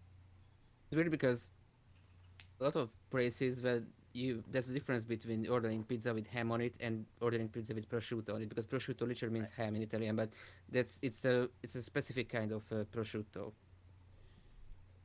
It's very thin and smells kind of smoky, I guess. Bacon is what it I sounds think like. the consensus is there is no consensus. I met a guy from New mean, Jersey that came that out here to shouldn't be a California, and he was like, I I hate it here. I can't get an actually good piece of pizza, or he called it a piece of pie out here. Yeah, no, I've known a just lot of said about people from New pizza. York and Chicago that would say the same things. And if you But ask there's any, also a whole Go ahead. concept of a New York style pizza, right? It's a New Yes. York style pizza. There's Chicago style. Yeah, there's all sorts of different styles. Apparently, California's not a good place to come if you're looking for a good slice of pie. So Well, the New Yorkers would disagree with you, I guess. What do you mean by So would the pie? Chicagoans. they call pizza over here a pizza pie because it's round like a pie. Well, they call it pie on the Eastern Seaboard too. Actually, I have to ask Dan, do you call it pie? And the secondary question is, it doesn't matter because the Ninja Turtles called it pie, and they're from New York. So Yeah, that's it. That's The the first time I authority. ever heard about Well, pizza pie. if you've ever seen like a deep dish Chicago pizza, that definitely looks like a pie. I mean, if you Right. make the dough thick enough, you might call it a pie. Yeah. Well, speaking of pie, Dan said tourtière is another great dish from Canada. It literally looks like a pie. It is a meat pie. So, I've never had You one. guys have so much option in meat. We Indians don't have. What's We can't the eat what are the main options? Lamb? chicken, mutton, fish. That's it. We can't eat ham. I see. We can eat chicken salamis, but we can't eat Ham or cow. ham. Yes. Yeah. But Not sure about other But- places, but in Hungary we have I'm not sure what would you call it. It's pizza, but not with a tomato-based sauce, but with a sour cream-based sauce. Like an Alfredo. or Then white Alfredo. sauce. Yeah, I'm not sure. Interesting. Oh, I've seen is that a Alfredo thing? pizza. Yeah. We also have usually some pizza. At some pizza places on the menu, you would see something that's called a Songoku pizza. It's called that because Songoku are the first syllables of the words Shonka Gomba Kukuritsa. It literally means ham, corn, and mushrooms. So they just call it a Songoku pizza. So if you order a Songoku pizza in Hungary, you will get ham, corn, and mushrooms. Do other people? Is that also Hungarian thing? Putting corn on pizza? Corn. Yeah, I haven't had pizza with corn on it. I'm from I Iowa mean, and a I lot- haven't We have a had lot of pizza with corn I on would it. assume Yeah, you would have tried yeah. that already. Yeah. It's pretty what's the word? Common. But yeah, come on. Is I was it- my no, mine yeah. was my mind was going to go to saying abundant. It's kind of from too much biology. A Hispanic friend of Yeah. mine, his mom made way back when in high school, she'd make tuna with corn in it in place of like relish to use as the sweetener, and that's actually how I continue to make it to this day. It's pretty good. I've A lot never of tried people, yeah, they look at you funny when you're mixing corn in there, but it's it. yeah, It's it's yellow, kinda, not green. Huh. right. That's cool. Okay, you got me. You've piqued my interest. I think I'll try that next time. If I feel like the flavors would mesh pretty well. Yeah, it actually works out. It doesn't look like it, but it does. All right, we still haven't picked a topic. Well, okay, so we were talking about the other day. beta nerds. Wait, a topic for today or topic for next week? Next For week, Sunday. the actual show. I'm for nerds. Ishan and I kind of came up with the topic of the whole gnome slash solus slash That's right. op thing, but from the user's perspective. So I just listened to the Linux Unplugged episode where they had the solus lead developer Right. interviewed, and he said that it's at the point where developers start to notice it and start to speak up, but the end users hasn't gotten to the end users yet. So I'm not sure if we as a users could talk about how it will be, but it's still sort of can still sort of see it. For example, if on XFCE you can set a GTK theme, but you have to set a separate theme for the XFCE window manager. And whenever I open a GNOME app like Nautilus or Disks, it doesn't it doesn't use the XFCE window manager, so it will display the window borders for the GTK theme because they don't have a window border. I'm not sure what the menu bar on GNOME apps is called, where the window decoration and the menu bar are the same. Yeah. I think that whole argument is kind of silly because while I get that you want to theme it all and make it look consistent, I mean, nobody cares. I think in general, I think we put way too much weight on it because It- I Like look at claiming look at Windows, man. Open up something like Slack, and then open up something like Discord, and then open up Telegram, and then open up a native Windows app, and then open up all these. They all look different. They all have different color schemes. They all look different. The only thing they have in common is that the minimize, maximize, and the X button are the same general shape, Yeah. but they all look I different.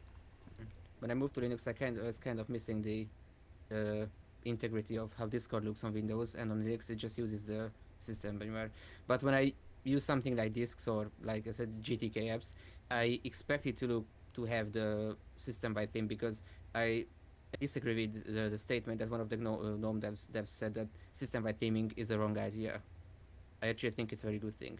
No, don't get me wrong. I really croon, over, or I swoon over everything looking nice.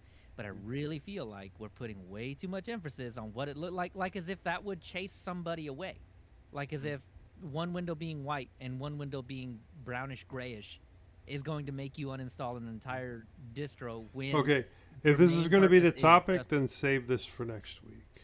Yeah. sure. I'm I mean, not sure. don't get me wrong. I'll add more emphasis on it. in the Okay, show. That's but fine. give me a brief description that's written down in general, and that'll be perfectly fine, as long as you're cool with it too, Josh.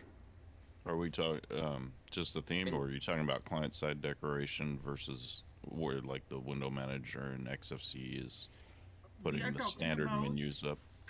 Yeah, I We think are the whole. talking about using extensions. Like from I mean, what I had a argument with Husi on the topic on Telegram. Hey!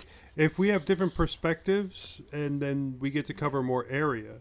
So if we have slightly different talking points on the overall topic, that's perfectly fine.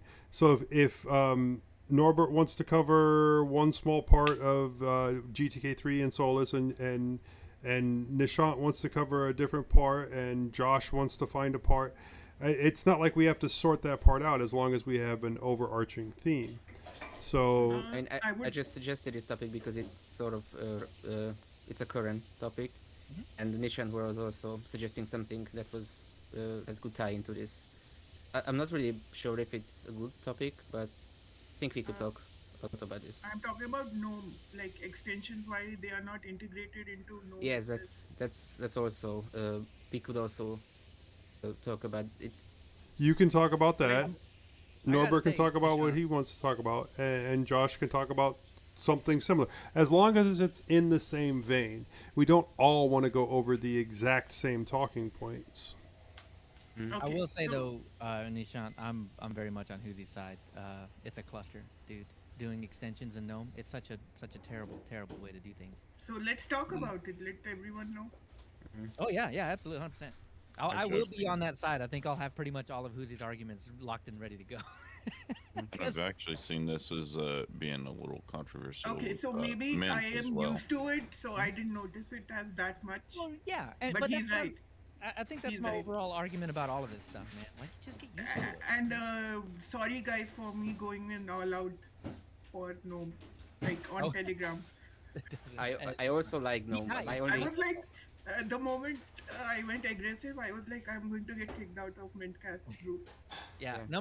there's only one rule in any of the channels, and that's be excellent to each other. Don't break that. Yes, I understand that, but I was scared because I went a little bit. You're over the you're top. allowed to have strong opinions. You're just not allowed to be a jerk about it. So There you having go. a strong opinion is perfectly fine. Defending your opinion is perfectly fine. You start No, attacking I was, people I was, instead I was of like, arguments. I think I was being a jerk. Like my own analysis after that was like that. Okay. Well, I mean, well, self-reflection is amazing. call it a Keep learning doing that. experience. You'll be good. Well, and really, it's not just a GNOME thing either. I mean, it's GTK, and we're going to be seeing a lot of that coming up. but Yeah. So GTK is that's going to developed by affect the a GNOME team. lot of. One yeah, thing, one thing gonna I liked affect a about lot Pop of OS desktops. is, one thing I liked about Pop OS specifically is they took that extension thing and they integrated it. And I hope if Pop OS developers work with GNOME, they can bring that feature to GNOME as well. I'm not sure if Like- they will be working with after those Twitter Oh, My take on it, Messages. nobody's going to change anything. Nobody's going to do anything, and everybody's going to fall in line because everybody's afraid of leaving GNOME because of what that means for them. Yeah. So they The, won't do the it. They won't do it. okay. problem is if it's not just where GNOME is going, it's just GNOME is taking GTK in a direction where it's harder for other people developing other GTK based Well, desktop Solus is environments. I think Solus is jumping ship, aren't they? Aren't they going to be Isn't using a new so- kit? I'm still on a very cynical island as far as that goes. I don't know that they're going to actually do that. Mm. I don't know that they're going to go through with it. I would actually it'll be- prefer them. Go ahead. And I would prefer them staying with GTK because the specific thing I like about the budget desktop it's that it's basically the GNOME desktop but for desktop computer. Yeah. Because Well- I can't really stand using, for example, I have a budgie on my Debian installation and I was using it in the computer and I booted it up on the laptop and I was as kind of sad when I realized I can just do the swiping for workspaces because it's not GNOME. Yeah. Well, on, So- on Josh's thought, I mean, people talk big, man. People talk real big about, oh, I'm going to leave GTK. We're going to just go do our own thing over here. But man, a but lot of that isn't- stuff is just talk. It's all isn't bluster, and they don't Budgie, end up I following feel- through with what they say they're going to do. So it will be interesting to see if they actually follow through and use EFL or whatever it's called, and actually make a real desktop out of it. But before I let that, Also you said know, they sink they into also my have to brain, develop I need to all see them. applications for the desktop. Yeah, Okay, when they so, came when they come out with their first EFL application that's actually integrated into their system, I'll believe it then. There you go. What is When what they're is known up for with Chrome looking- extensions on GNOME? GNOME extensions. The problem with GNOME extensions is that a new version of GNOME comes out and the extensions no longer work. Well, that But I only makes a difference if you're on something like Fedora or Arch, where you're getting the new version of GNOME. Otherwise, I mean, you're usually. But I am on Fedora and Arch. Well, then I guess that affects you really big. Yeah. My only big gripe with GNOME by default is that there are no tray icons. But when you look at the No, but look at Dash the to GNOME Dog bar, works fine. there are icons Like- for Wi-Fi and on the top right corner, there's literally the plenty of space to put tray icons, but they don't have tray icons. And my only must-have extension is the tray icons. So if GNOME had that by default, I think it would be a lot easier for new users to get used to it. And you know, it's not just extensions either. I know on Ubuntu 20.04, the weather stopped working, the weather app, because they changed the underlying library. Oh, So right. yeah, so that broke, and that's not even No, that I was understand integrated. extensions will break because it's up to the maintainers of those extensions, right? Well, it's keep it declarative. updated. They have to declare what version it's compatible with, and I mean, you can't pre-declare it, so you have to wait for it to come out and then declare it, and then it's compatible. But you didn't even have to change some of the code most of the time, so it's just they needed to type in 41 in the box, and they just haven't gotten around to Okay, look at Dash to Dog. Somebody is actively working on it for the 40 series. it. Sure, but what about the extensions that that guy doesn't have enough time to put into it to get it ready for every single release or whatever, and then you're kind of in limbo for weeks until they can get around to it.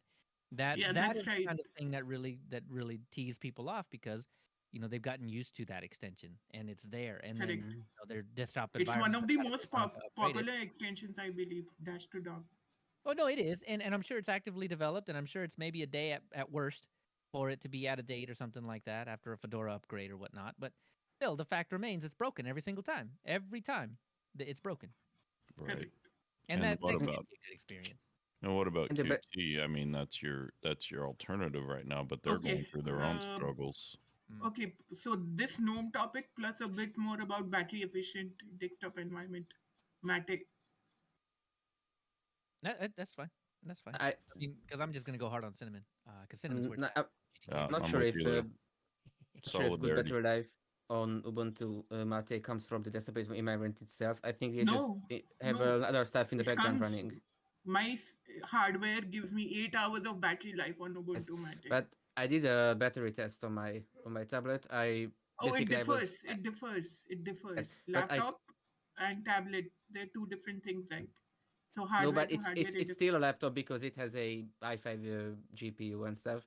okay. And I tried with GNOME and Sway because I wanted to use a Wayland session, and there wasn't really any difference between in battery life, in GNOME versus Sway, which is what was very interesting. I also tried XFC, and that didn't really give me a better life than GNOME. Okay. So I think Ubuntu Mate Maybe is a good battery life because they also include other services in the background that have TLP battery. and all that is pre-installed. You're right It's about interesting that. that because for me on the Surface, TLP doesn't really prolong the battery life that much.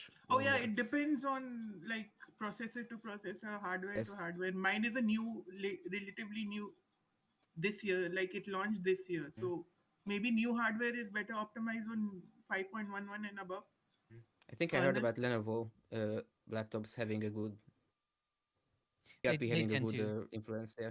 because a lot of Red Hat employees use Lenovo stuff, so they tend to actually pay attention to it and make So it work. Fedora isn't does so this means that Fedora is supposed to have better life on AMDs because even ThinkPads, even employees are using AMD ThinkPads I suppose or so. something like that. Yeah.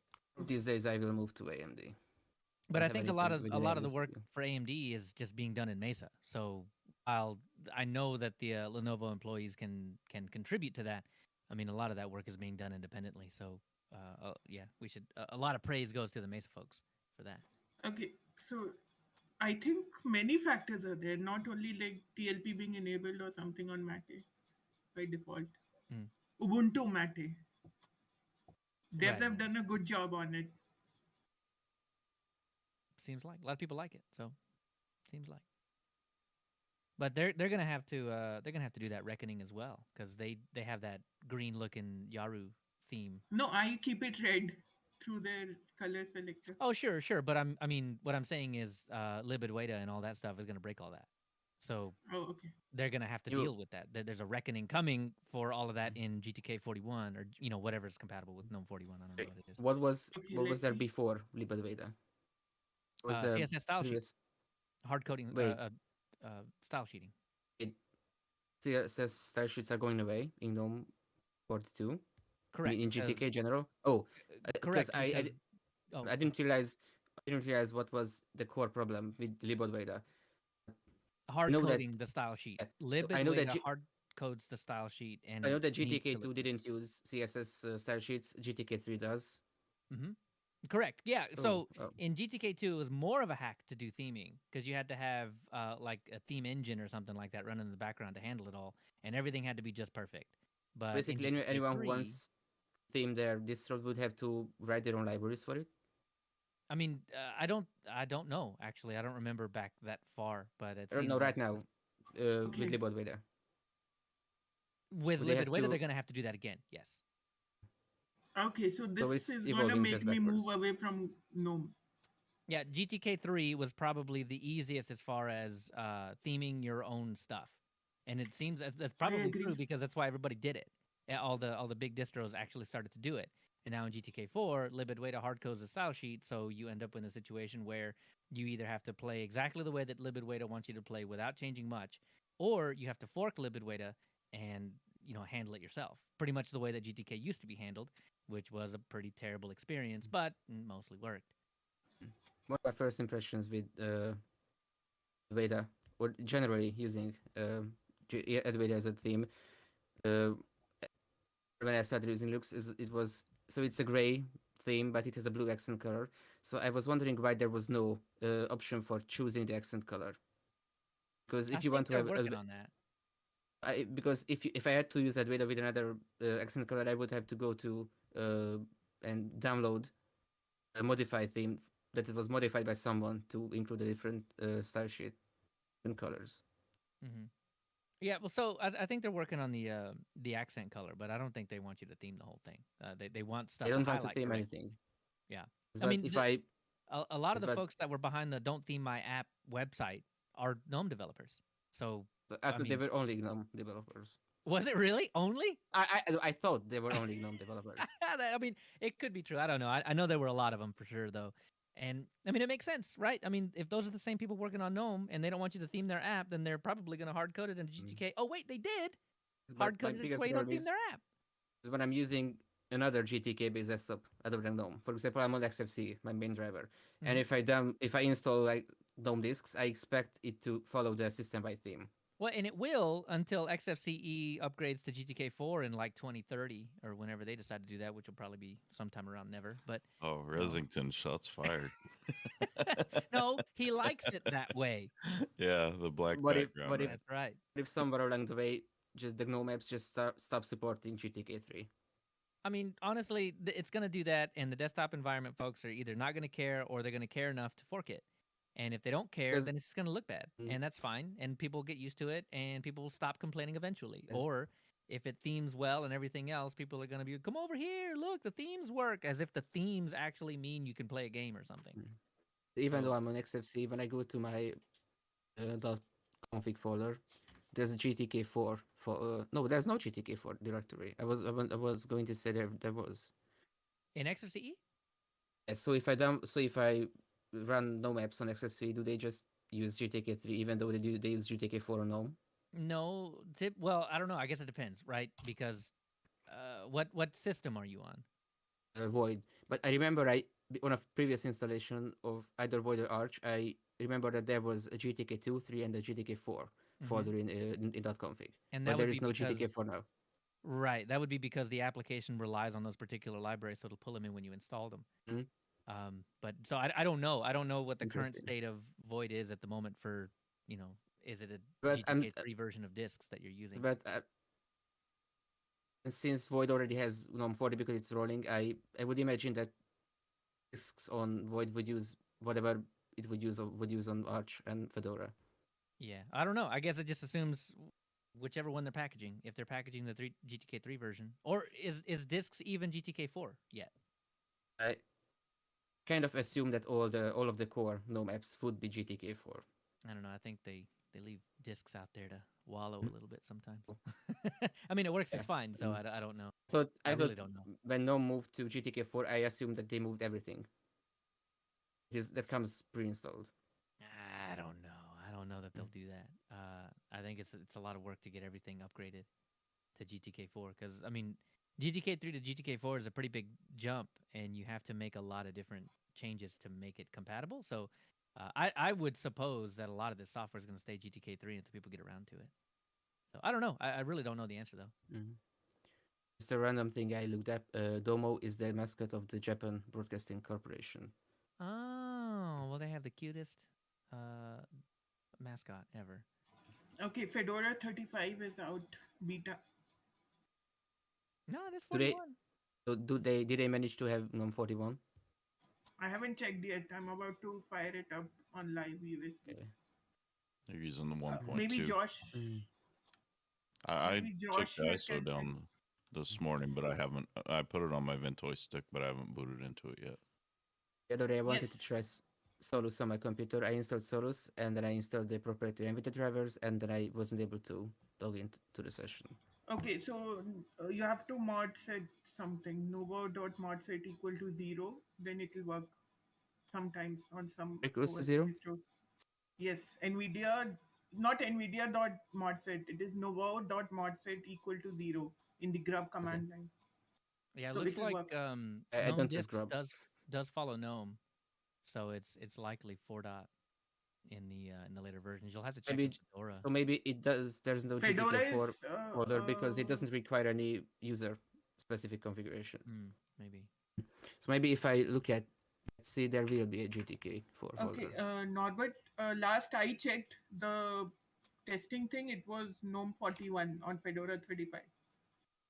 There's no GTK4 in Etsy either. Okay, I have to look into it at some point.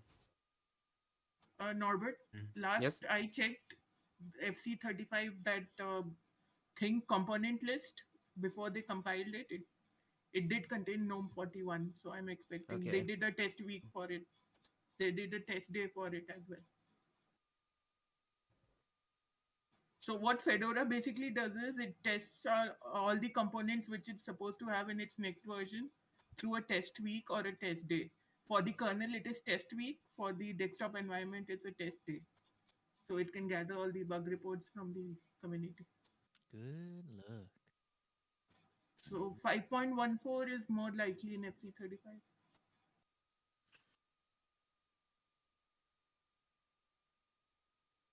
But I'll let you know once I fire the live disk. So, how do you fill out the innards in the document? Do you fill out each section for each person? Because from Hmm? listening to the innards in the previous shows, I got the impression that it was only a general topic, and everyone just wrote what they had What to say what I about it. Yeah, so it was individual based, and I mean the order of people didn't matter. So whoever got there first put their name or whatever. I think this time Um, it would be a good thing to agree on order because how the different themes would lead into each other.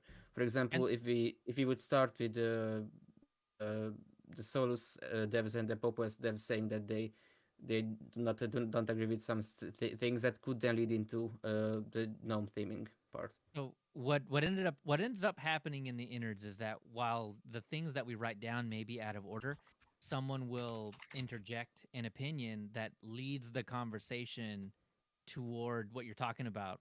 And so while it's listed out of order in the innards, we kind of put it in order because the conversation just naturally goes that way. So this doesn't work if you just only read what's on the page. And Because otherwise, then it really is going to be in that particular order. with the innards, it's absolutely not required that everybody puts something down. If it's not a subject that you're overly familiar with, then let the other people put things down and you ask a question. So I'm probably not going to put a whole lot in because I'm not big on theming. But I will try to get a question in and keep the conversation moving forward and maybe add a little bit here and there as I can. Yeah, and I think that's. I mean, they had to get used to it with me because my notes are always very sparse. It's basically just a topic that I write down, and then I just talk about that thing. Yeah, I think this week's topic is just going to be Leo. I think the people are going to be clamoring for the Leo topic. Last show. Got to give the people what they want. Yeah, and Okay, I kind of go the opposite direction from Leo. I write down basically everything. yeah, and 100%. And I have to give him crap about it every episode. That's perfectly fine. We're going to miss the dynamicism between you two. Oh, I know. I'm going to really miss your voice. You have a really good radio voice, I think. Thank you very much. I do appreciate it. I'm First time going I to heard- miss- First time I heard Linux User Space, my thought was that must be a really experienced, like veteran radio or / podcast guy. Wow. Well, I guess I've been doing this for about 3 years. Well, at the time, it would have been 2.5 years or so. So I guess there is experience there. Good experience. I don't know. Are you a ham radio operator by any chance? No, that's Dan's job. KC2BEZ. I don't know what I would have. I would just take like Elemental P1. And, I don't and we would miss all these domos, the Mario, the Gecko, Yeah. and the Ubuntu hat. Well, I do plan on coming back. So the thing is, I think we just have more junk happening on the weekend, so it's going to be really hard for me to make it. But as things calm down a little bit, because summer is just scorching hot all the time. Can't go outside. Well, you can, but you have to like stave off heat stroke all the time. So Right. I mean- right now, as it's cooling down, that's really when we can get outside and do fun things like ride bikes. Take How the hot is it children. right now for you guys? Oh, Right it's now like it's 80 89. something. Yeah, 80? it's Yeah, good and today. that's cool. That's cool. Steep for us IT at 89. What's that in Celsius? I don't know, probably 30. No, So not six- quite. Same, 16? 27 degrees Celsius. 27. that's- Yeah, so almost 30. But I guess 27 to 30 is actually a pretty big spread. We are slowly transitioning Oh, no. into winter.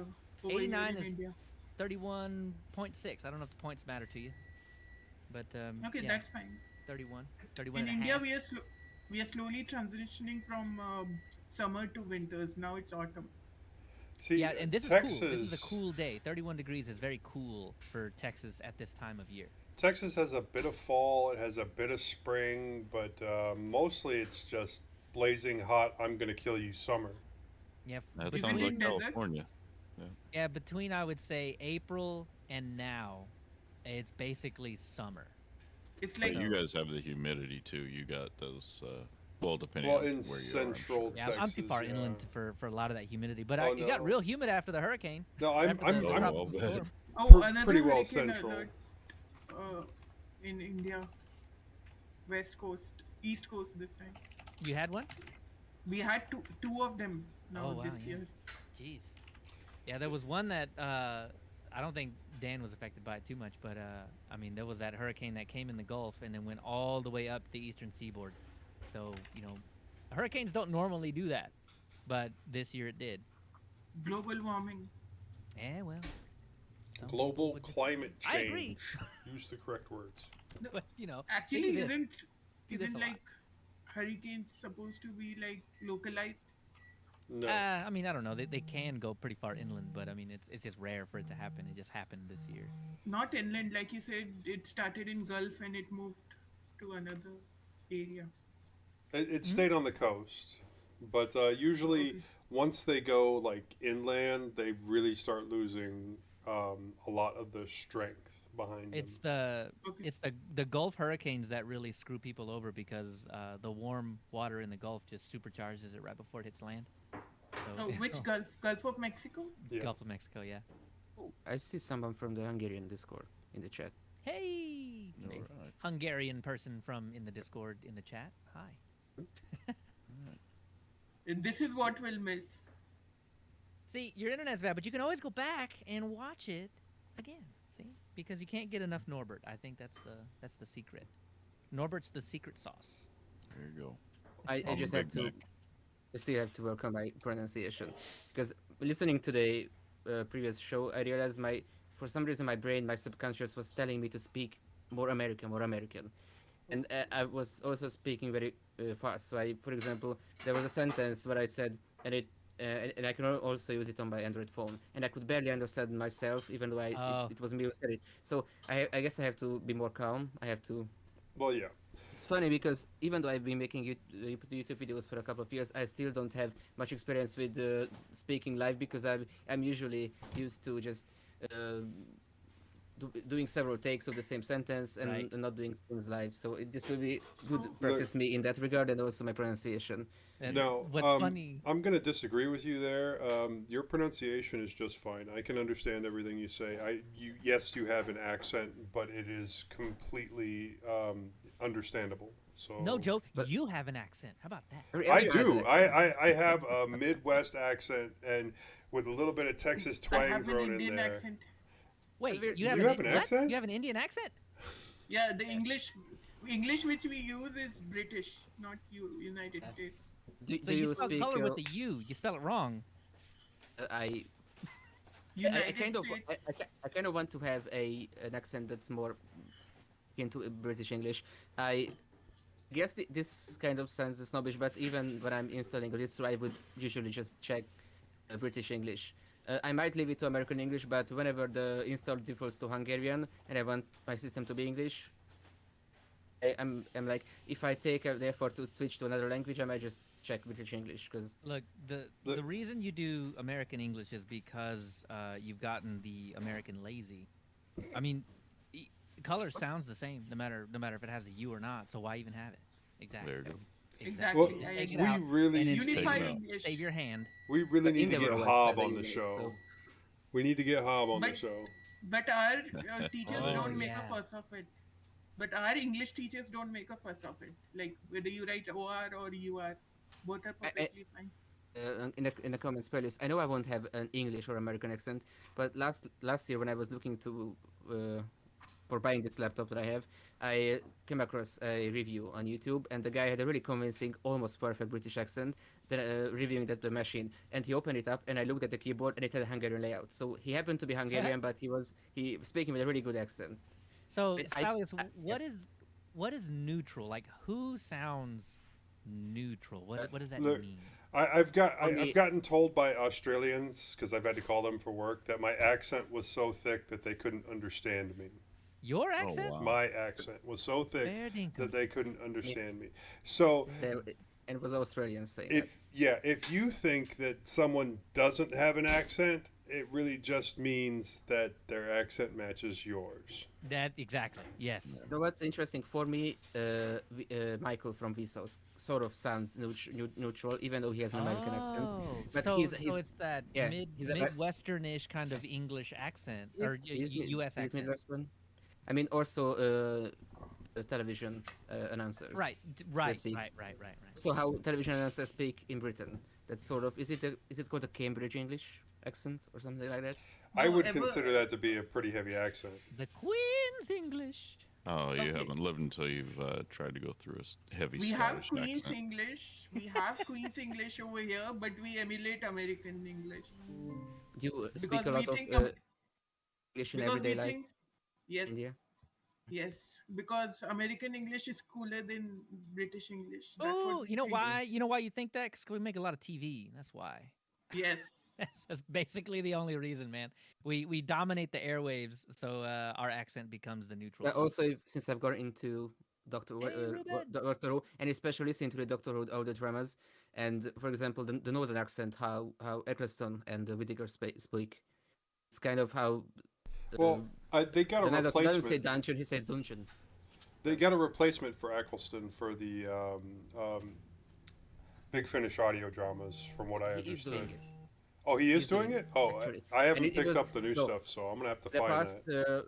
1 or 2 years, one of the biggest things Big Finish announced is that Eccleston is coming back, and I'm not sure if you've heard. In the past week, the BBC announced that Russell T Davies is coming back from 2023 as a showrunner. Well, so he will Russell be, T doing Davies was kind of. He needed a break. I hope he can bring back some of how well he was doing, but there towards the end of his run, I was. You know, I think less season 4, ecstatic, his yeah. final proper season was very strong. It had a lot of good episodes. Okay. Maybe the season finale was kind of overdone with the whole let's just tow the Earth back to its place, but Yeah.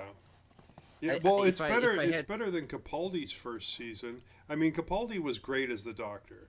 Loved him as the I Doctor. think it's one of my favorites. I think it's- type it's in my the favorite chat too. for like 20 seconds, and you guys start talking about Doctor Who every Yeah. time. But have to- Every time No, I leave for just my- a minute. It's just my it's just what it problem, is.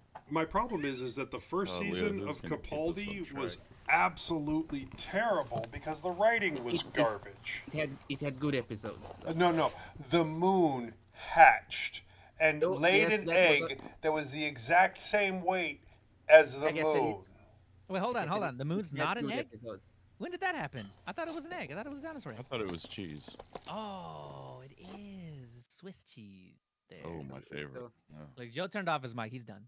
He's just done. No, I'm opening a package and I really didn't want to, broadcast Capaldi's the first opening episode sound. was- It pronounced Capaldi and not Capaldi. Well, to the larger point, I don't think you guys really need to worry Okay, about your accents too so- much. You guys did just fine. And Nope. hey, I totally I mean, look, the first rule of mintCast is don't break mintCast, right? And the first thing I did was break mintCast. So No. you guys did fine. I So think he- this was About, This about was the the accent, first let me time, just say right. that I think it's a good thing to have more than just Midwestern or Eastern American accents. No, because absolutely. that's what it's been for the majority of its life. We Oh, need and the one more thing, diversity. Leo. We need new ideas, new things happening. Oh, that sounds like a call for a female mintcaster. I mean, would be I down. was about to say that. If there is one Oh. out there and you would like to join, please let us know because Oh, that would be Leo. amazing. This gave me an idea.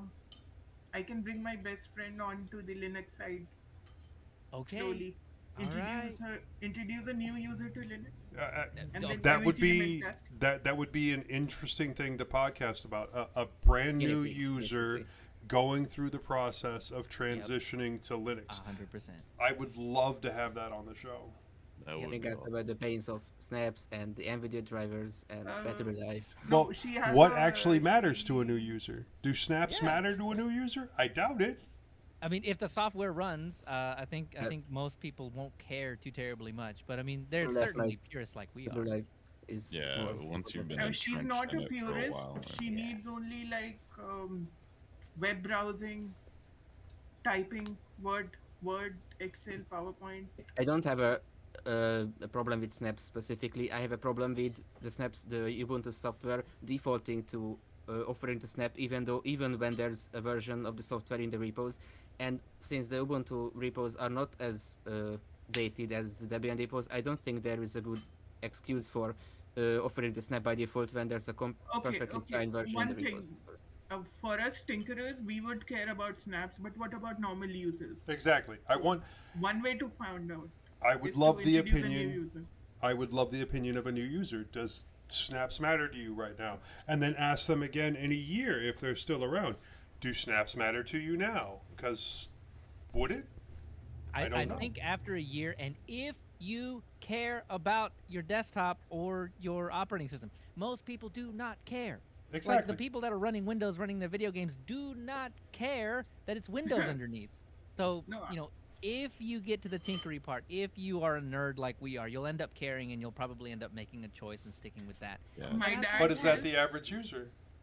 My dad Yes. says, "What are you doing? Anybody can tinker like that, like the graphics and Yeah, everything." When I showed him, no. Anybody That's can. really The good whole comment. thing is that most people don't, and they don't take the Yes. time to learn. Anybody could learn how to do it. Snaps But are they so don't. the problem here is my dad wants me to get into the terminal stuff, learn all the commands, get certified as a system admin, get more salary. Well, you should learn how to control your monitors from the command line. But that. Not Yeah. monitors, basically like run any task Or through typewriter. command Yeah. line, No, I agree. like system it- administration. You stuff. should work to break down any task to the terminal level. That way you can automate said task, and that is a valuable skill that is marketable. Yeah, I mean, he's got a point. I'm trying Uh, my best. Yeah, I mean, I'm he's trying my- got a point as far as making yourself more valuable. That's the way you would do it, and Linuxes tend to be the way that you do it because it's cheaper to not run a GUI. So So- you guys running Linux Mint, do you like use GUI more often? Yeah, I tend to. Yeah, I love the but fact that I it gives you always the option. Yeah, I always have the terminal open, and I never use the software update application. I always do it from command line, and then anything that I a lot of times I will kick off applications that are having problems from terminal just so I actually get the output of the error and can see what it is instead of So I'll agree with Yeah. with that, and I also use the terminal way more often to touch computers that are not this computer. exactly. So I'll SSH into Remotely. my Ubuntu machines, but then I'll do all of the work in the terminal. If I need to move files or create new volumes or stretch this out or install something, it's all in the terminal. Okay. But first, I heavily- must get settled down on a distro, right? Like not hop around much. It won't matter. It won't matter if you have a piece of software running on a server that's a separate computer, even if it's a trashy laptop that you have plugged I in have the corner. I have a HP notebook lying around. Yeah, so install. It doesn't even matter what you install on it, so long as you can SSH into it and get to its terminal. You can put a GUI on it if you want to, but just SSH into it and do all the work that you need to do on it on the server. And it won't matter what you do on your desktop. You can hop all day long because every single one of these distros has SSH built in by default. So just use Okay. SSH. Yeah, and terminal in, run your honestly, stuff. switching between distros, the only thing that really changes at the command level, at the terminal level, is Manager. yeah, your app manager. That's it, And your the soft- repos. Yeah, I mean, it's Okay, GUI so- stuff that changes between distros. The Bash is Bash. Wherever. Package managers like DNF and Yeah. Fedora. That's what we're but I saying, mean, the how many package packages are managers. you really installing and uninstalling every single time you SSH in? At the beginning, sure. You will You- install packages, you will configure packages, but when you're in the configuration stage, it doesn't matter. It doesn't matter what your package manager The rest is. of 'Cause it it's is in all, other than the Okay, package managers, the rest of it's all window dressing. And Etsy. the package bigger question managers, is- yeah, they're different, but I they're need relatively the I same. need a advice from you guys. Should I go for the RAM upgrade first or SSD upgrade first? Because RAM I It have depends. a slot. much SSD RAM I do you don't have? have a slot. How much much RAM RAM do do you you have? 8 gigabytes RAM. 8 And then you gigabytes. should go for the RAM. Yes. What's your hard drive? I mean, if you're running an IDE hard SSD drive. 512 NVMe. Ribbon cables. Hold on, you got an Oh, NVMe. IDE, No, baby. Woo! you already Way have back an in time. NVMe drive, so That in a big upgrading way. your drive is not going to make any noticeable difference to you. No, I need more storage to like I- 90% Linux, Let me ask you 10% this. Let me ask you this. Windows.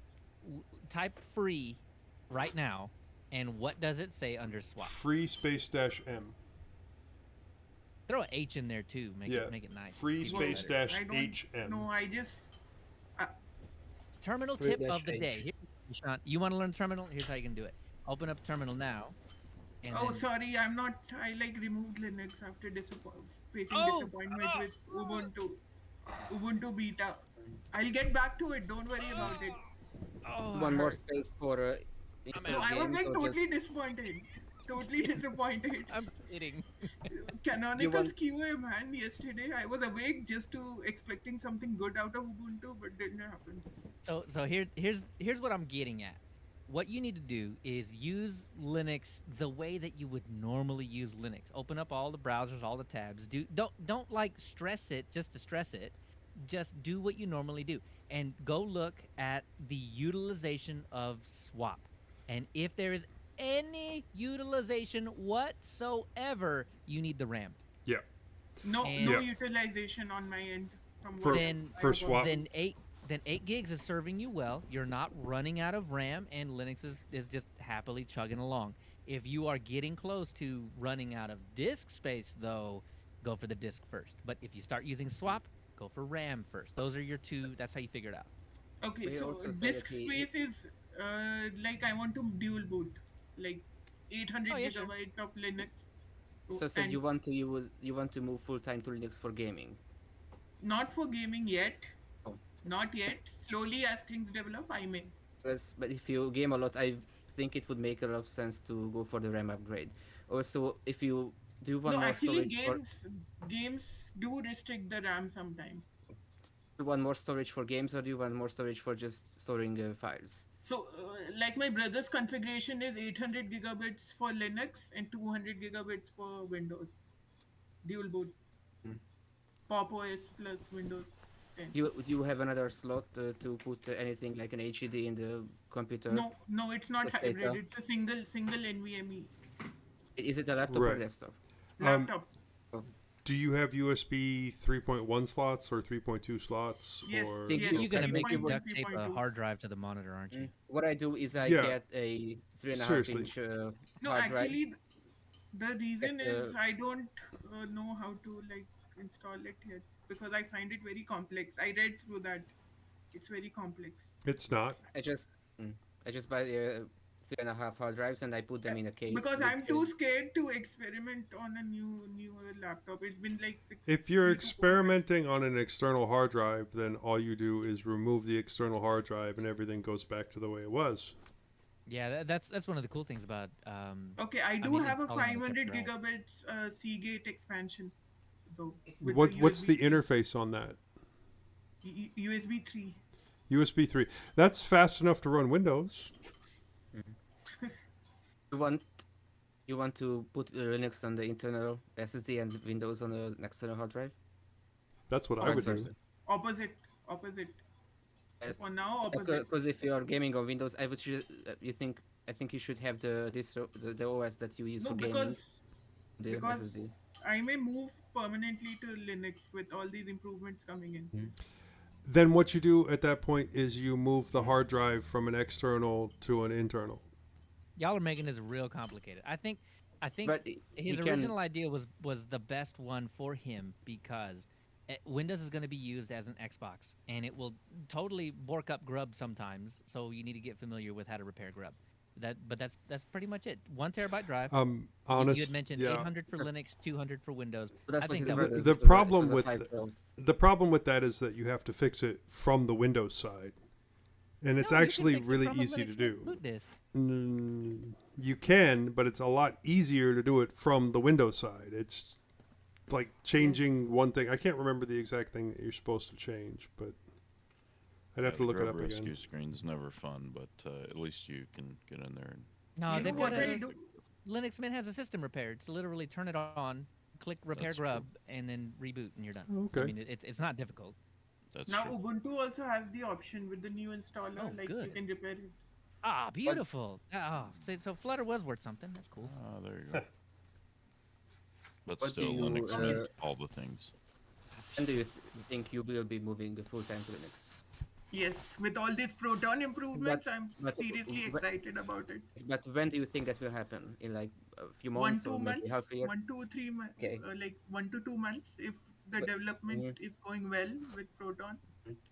after you move full time, you're just going to install distro on the internal SSD.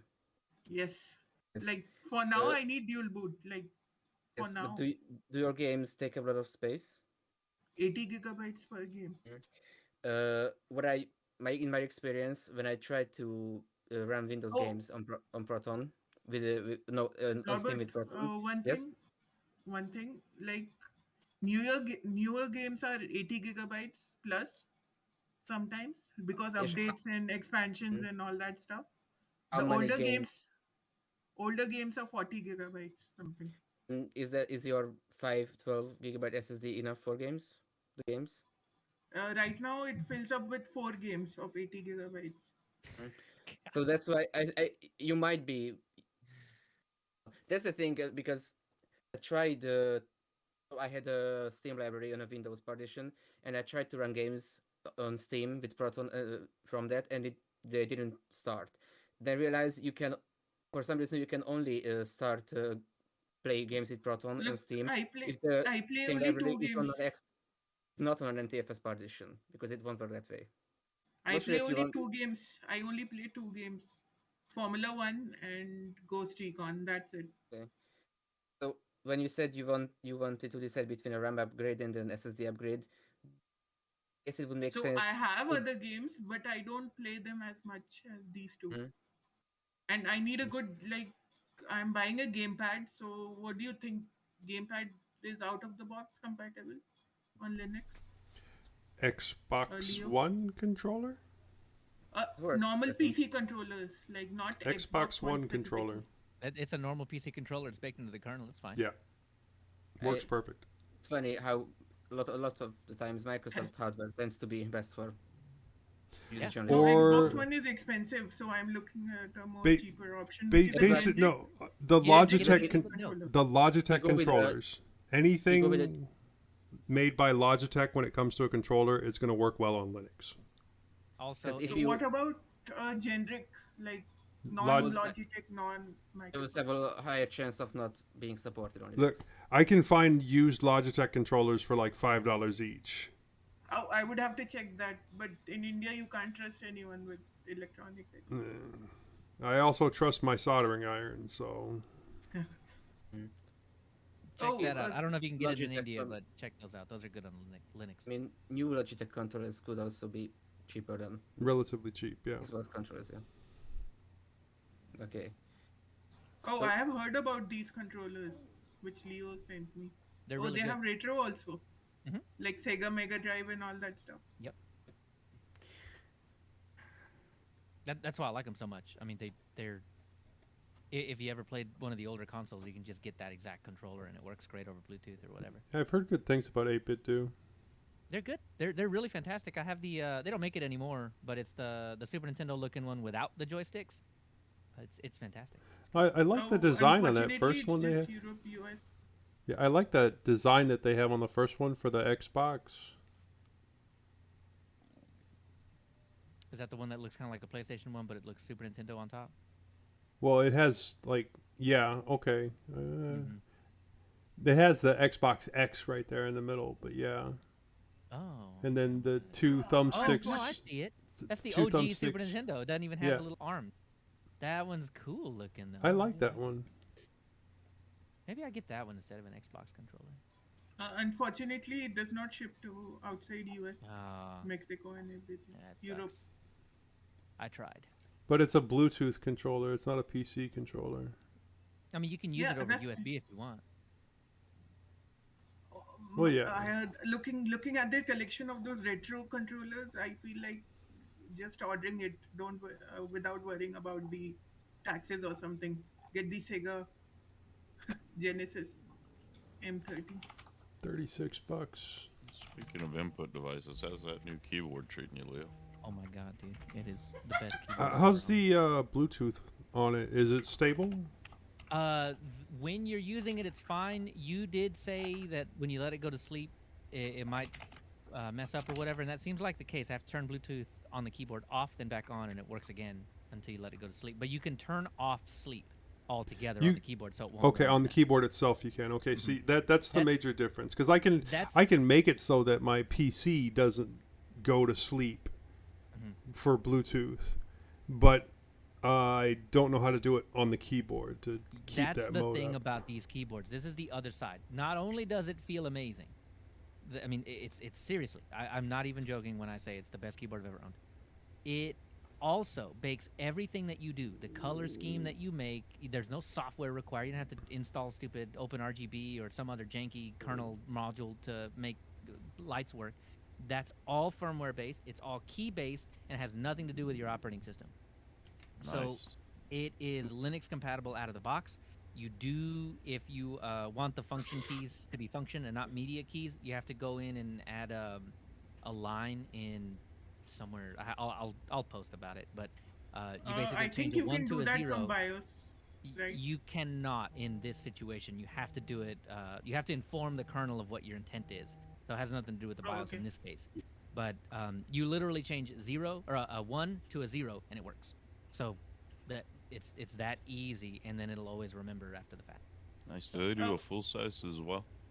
Yep. The one that I have, they have the 10 keyed version of it.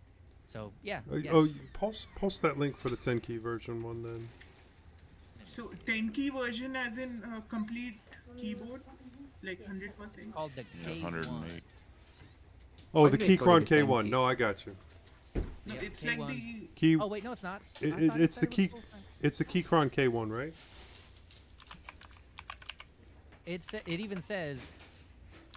Oh, it says TKL full size. There might not be a full size version of the low profile, but they do. No, I'm not have, worried about low profile. Oh, then K10 is what you want. K10. They're all sold out. I mean, I got lucky, and they just had stuff Oh, when, yeah. when I bought them. See, that looks like the one that I have, except Oh yeah. yeah. Joe, you would appreciate paying an extra $10 to get the Gateron mechanicals, but they're hot swappable. Joe, they're hot swappable. Mine are hot It's a custom swappable too, keyboard. and they're blue. Yeah, but how much did you pay for? Same price as this is listed here, $80. Oh, but are they Otemu? No, they're actually cherry. Oh wow. Okay. Yeah. I got you. If they're Otemu, they don't quite fit the Or Cherry they MX. they might be Gatorons. I'm not sure. And Gatorons work as well. So Gatorons and MX are interchangeable. Yeah. I didn't spend the extra for the interchangeable because I was just really hoping that the reds were going to be amazing, and they were. So It's a nice looking keyboard though. Yeah. I think what I'm going to do is I'm just going to buy another one of the K3, and so I'll have one back here and I'll have one on my desktop, and then I'll never need another keyboard until they break. My friend has And- a Windows VM especially for configuring his mouse and or keyboard. I'm not sure. See, that's what I mean. It's so silly. It's so silly to have to do that. Buy a keyboard that doesn't do you like that. And Keychron does that. So buy a Keychron. Wow. I'm a very simple man. I don't have anything RGB. I mean, I do have an RGB mouse, but it's set to white because my brother gave it to me because he plays a lot more games than I do. So Yeah. he cares about stuff like this. And even my keyboard doesn't have RGB. Mhm. Simply, I these think I don't really care about RGB because Yeah. This one doesn't. backlighting is nice on a laptop, especially, but I don't really. Yeah, I Okay, tend to so do a lot of you things. change Once it it back. gets dark outside, I'll Okay, just leave the lights out and one whatever. more So it's thing. nice to be able to see your keyboard. like while playing games, like it suddenly freezes. Does that mean the RAM is occupied Not completely and necessarily. processor?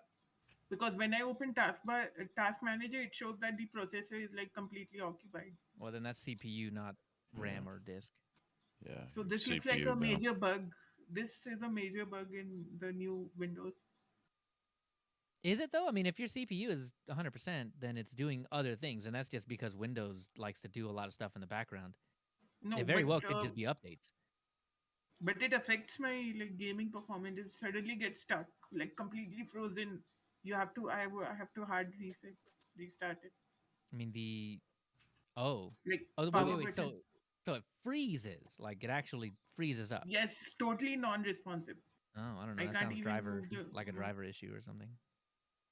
would kind of Maybe it's expect in. Windows to be respectful if when you are running a game, it would see that it would recognize that you are running a game and don't really do anything No, but I CPU think heavy in the this. background. I You would think think, since Norbert. You would think. I would this think, but this what's the reality of it? no, It's this just is a gonna run pre. updates when it feels like it. That's the reality. I think since this is a pre-release version, it is a bug. Oh, okay. Well, cool. I mean, the lucky thing is that feedback button, if you're on the beta, is really easy Yeah. to use. You know what?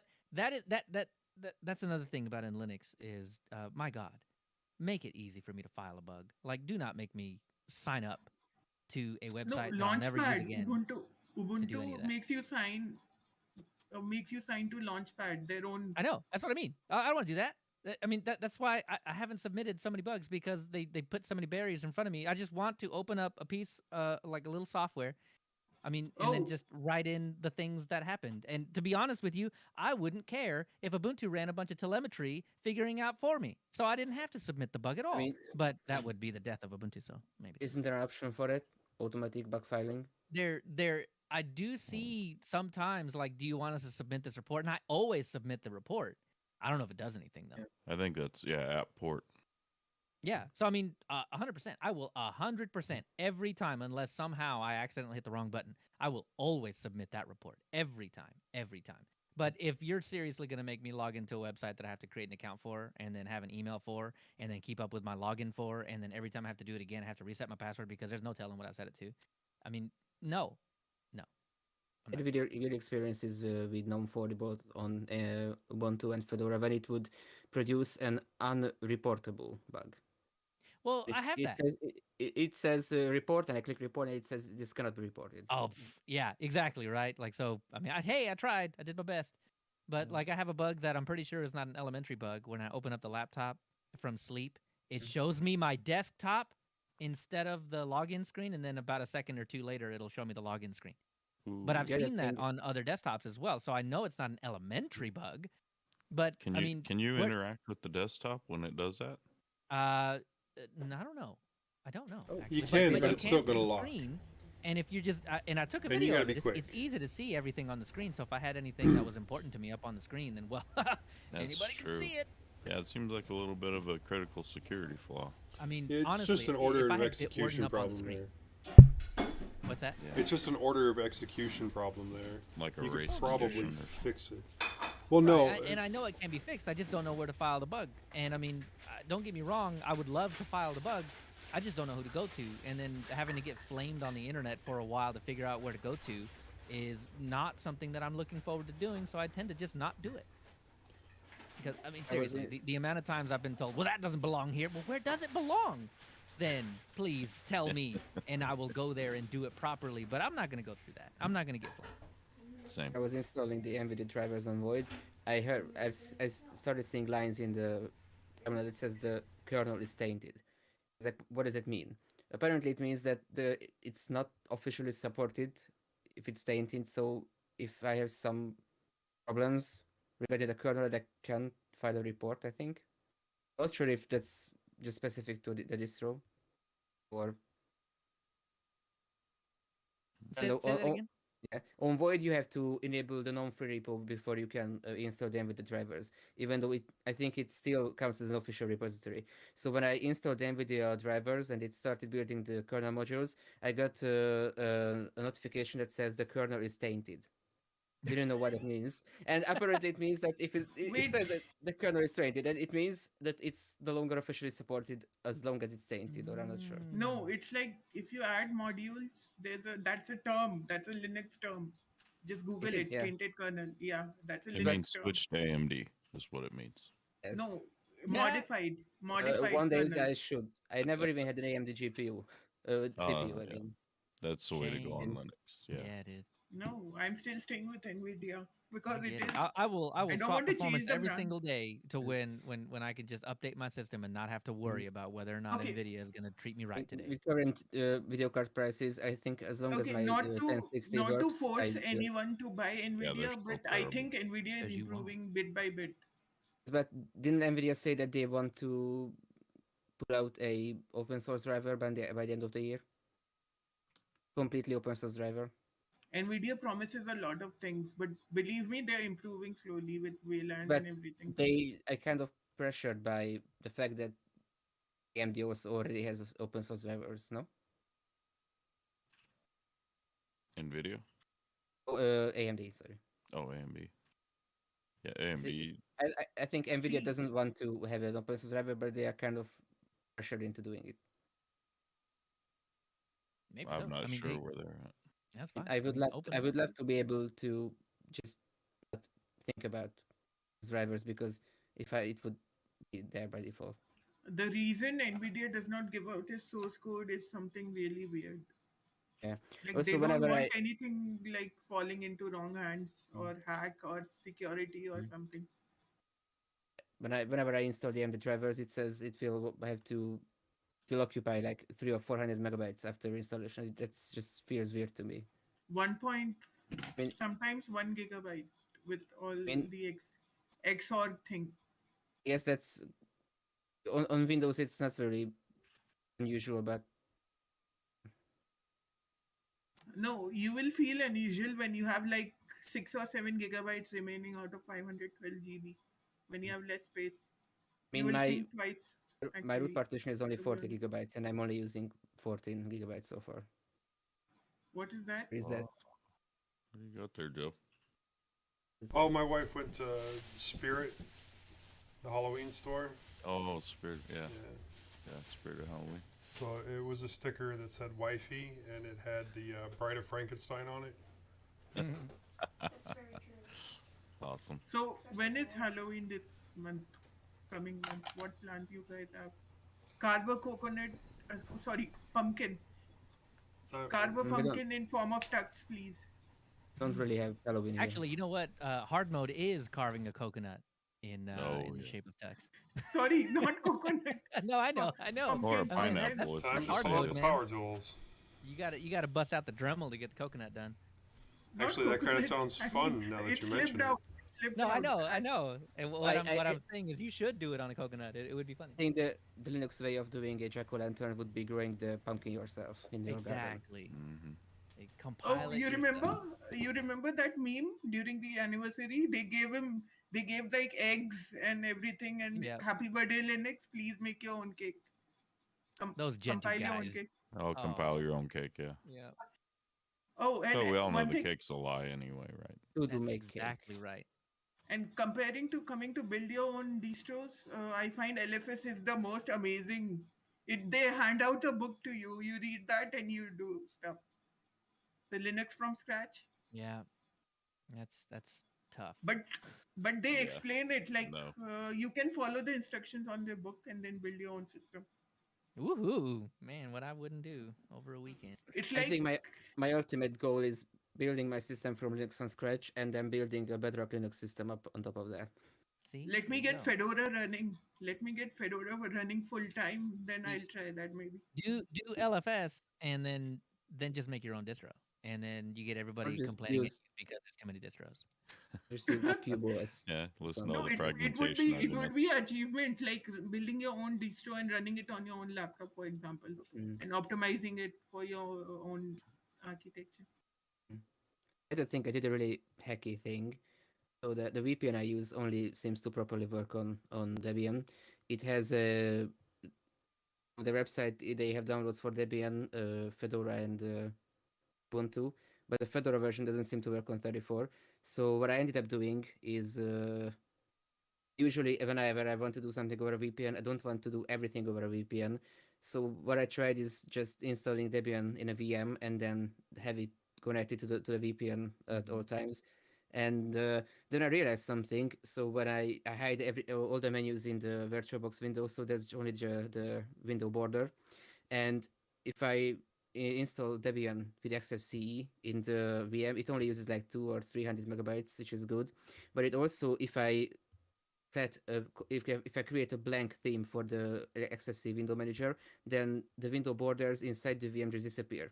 So what I did, I set the same GTK theme in the host OS and the VM, and I just removed all the window decorations in the VM. And if I have the VM in a window and I just maximize the browser and the window, it looks like it's a native application on my host OS. Only the title doesn't say Firefox; it says VirtualBox. It basically looks and feels like if it was only a browser in the host OS, but it is in fact a VM connected to VPN. Cool. So it's basically a fancy private browser that takes a bit longer to start up as a I like regular that though. browser. I mean that's a pretty good Um, workaround for not tunneling all your traffic. That's cool.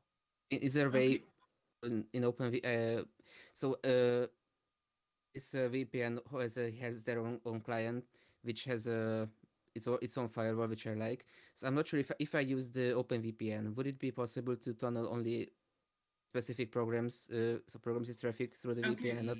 You might be able to Leo, do that with IP tables, but I wouldn't even know how to do it. Yeah, that's I wouldn't. Leo, think- give me 5 minutes. I'll pretty be back. granular. Well, I've got to run as well. It's getting pretty late today. Okay. Oh, I guess I So just it's stay in- with this VPN. Been 2 hours, VM Nishan. solution. Come on. that's it. I thought it would go till 3 a.m. IST. Woo wee. That's a lot. 40 minutes more. I don't know. I'm liking this Leo Nix idea here. I know. Arch, ButterFS, Time Shift, and Plasma. You do Ooh, whatever else you man. want to after that. But Arch, that's the Garuda base. Arch, or Endeavor So OS? this is basically Leonix, No, right? Yeah. Leo Nix. Yeah. Ooh, I have to Did keep you my already- mouth shut about. I have to keep my Oh, mouth did- shut about Garuda for a minute. Oh Oh. wait, Garuda sucks. are you doing Trust Garuda me, next? Garuda sucks. The worst RAM optimization ever. We'll see. The Garuda for Elementary what? episode is coming out on Monday, right? What is coming out Monday? Elementary OS episode. 16. The Linux user space episode with Elementary. Oh, No, on Monday. yes, Yeah, yes. Monday morning. Yeah, I actually have to get the audio to Dan. Actually, I rented the video too, so it should all be ready to go.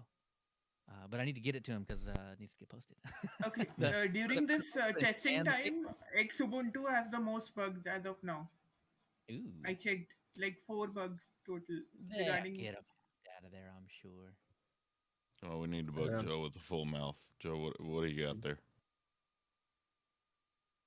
Food. You all have an Food, interview on the what? show when you joined. All right, so we started out the live stream with food. Let's finish out the live stream with food. There you go. Joe, what are you having for food? Probably food. Good food.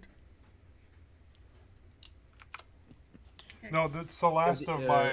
It's the last of that stuff that I made last time.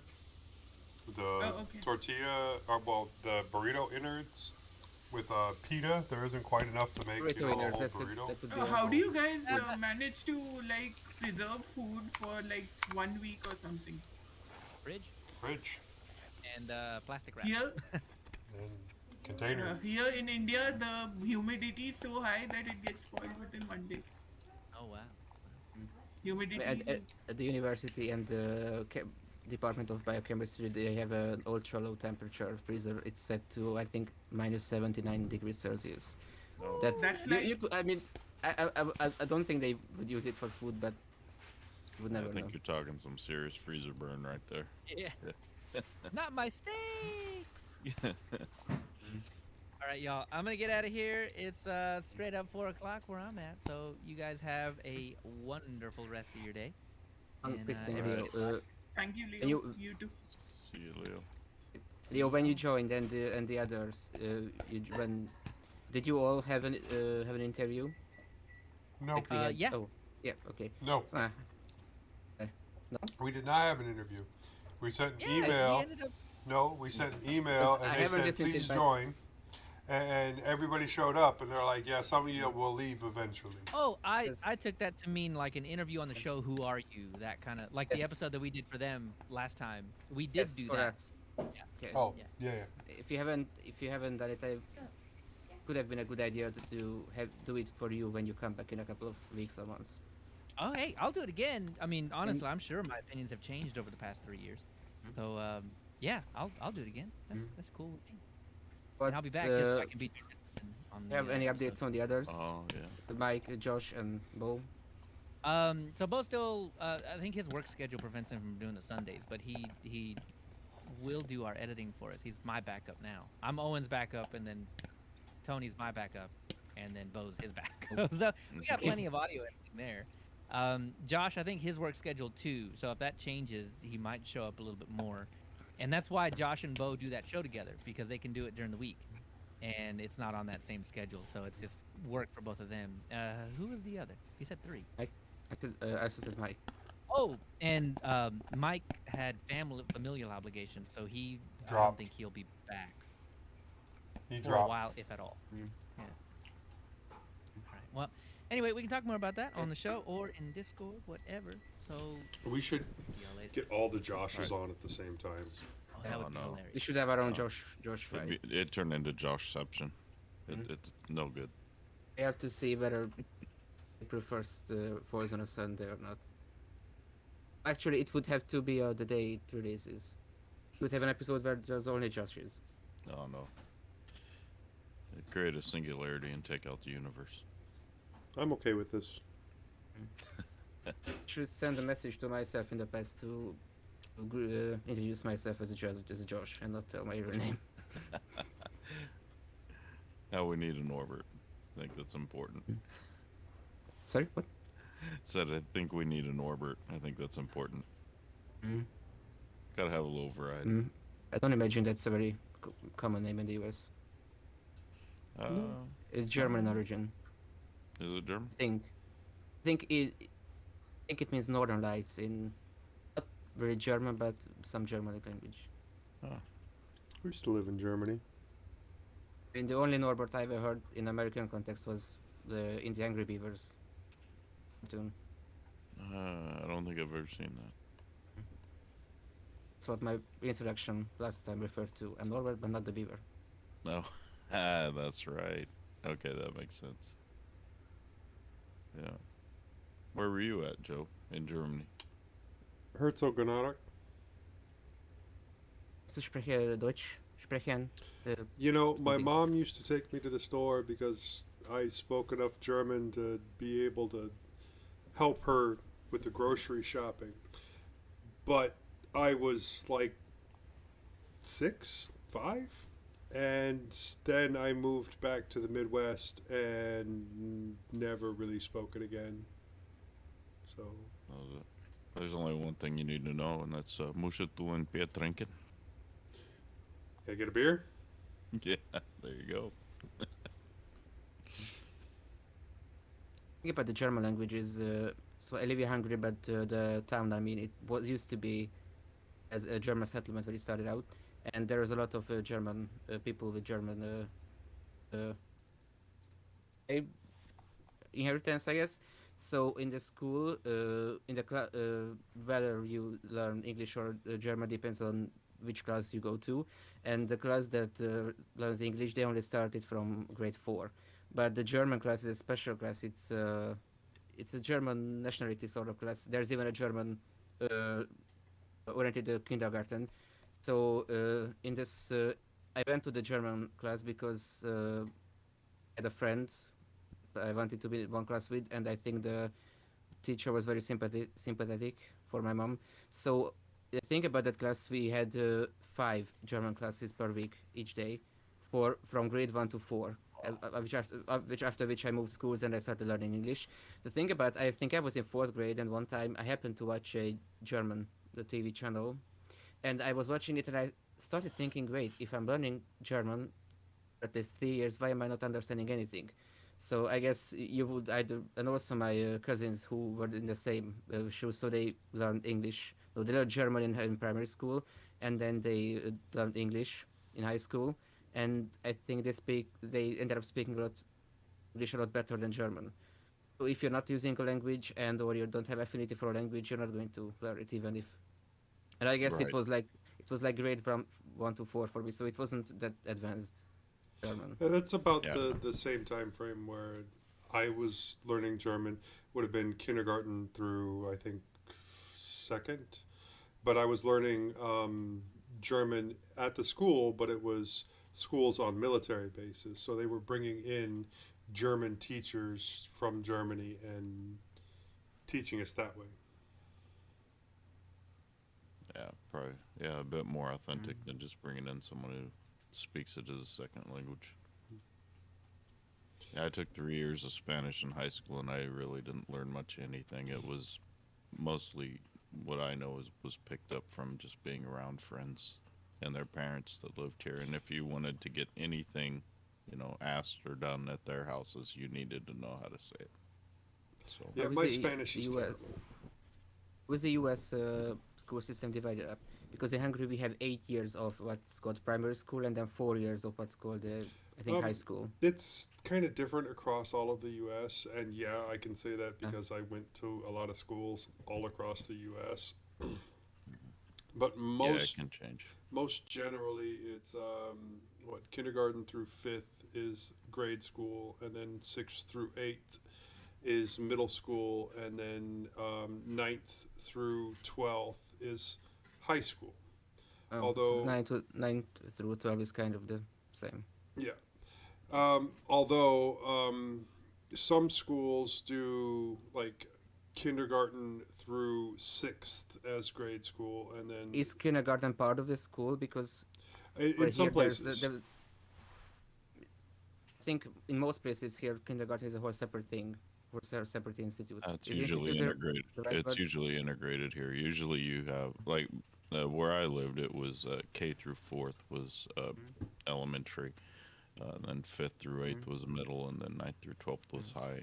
and then there And are then you some have places around here preschools. where sixth grade is still Is grade preschool school. basically an advanced kindergarten? Pre- it's early It's kindergarten. Pre-kindergarten, yeah. Yeah. So for Pre- parents that oh. wanted their students to get, or their children to get a little bit of an early jump. I think It's here free daycare. kindergarten is 3 years, so you would go there from, I don't know, 3 to 5 or 4 to 6 age. Then start. I guess the idea is that you would turn 18 when you finish 12th grade, so you would start first grade around age of 7. Okay, yeah. Sometimes parents choose to keep their kids in kindergarten for a 4th year, so they would start school at 8 and graduate when they are 19, Gotcha. which is the case for me. Well, Also, here we there's start something- school at either 4 or 5. So you can do, so it's generally always 6 years whole country, but you can do the 8 years of primary school and so elementary school, and then go to 4 years of high school. But you can in high schools that do that, you can choose to go there after 6th grade, so you would be going to the same high school from grade 7 to 12. And it's even getting more common. So when you do 8 years of elementary school and then you go to high school, they have something that's in between grades 8 and 9, which is they call it a 0th grade. If you count high school grades from 1 to 4, they used to do that. Do 8 years of elementary school and then start counting again in like, I think they Primary. stopped that a couple of decades ago. So that 0th year would mainly focus on foreign languages. So they would have multiple like English courses per day and stuff like IT if it's that sort of school. So it's basically because it's tend to have varying levels of English because it varies between primary schools. So it's one way to bring them up to the same level. I went to a high school from grade 7. So for us, it was sort of the grade 7 and 8 when they brought up to that level. So it Okay. was so I because if I went to this 5-year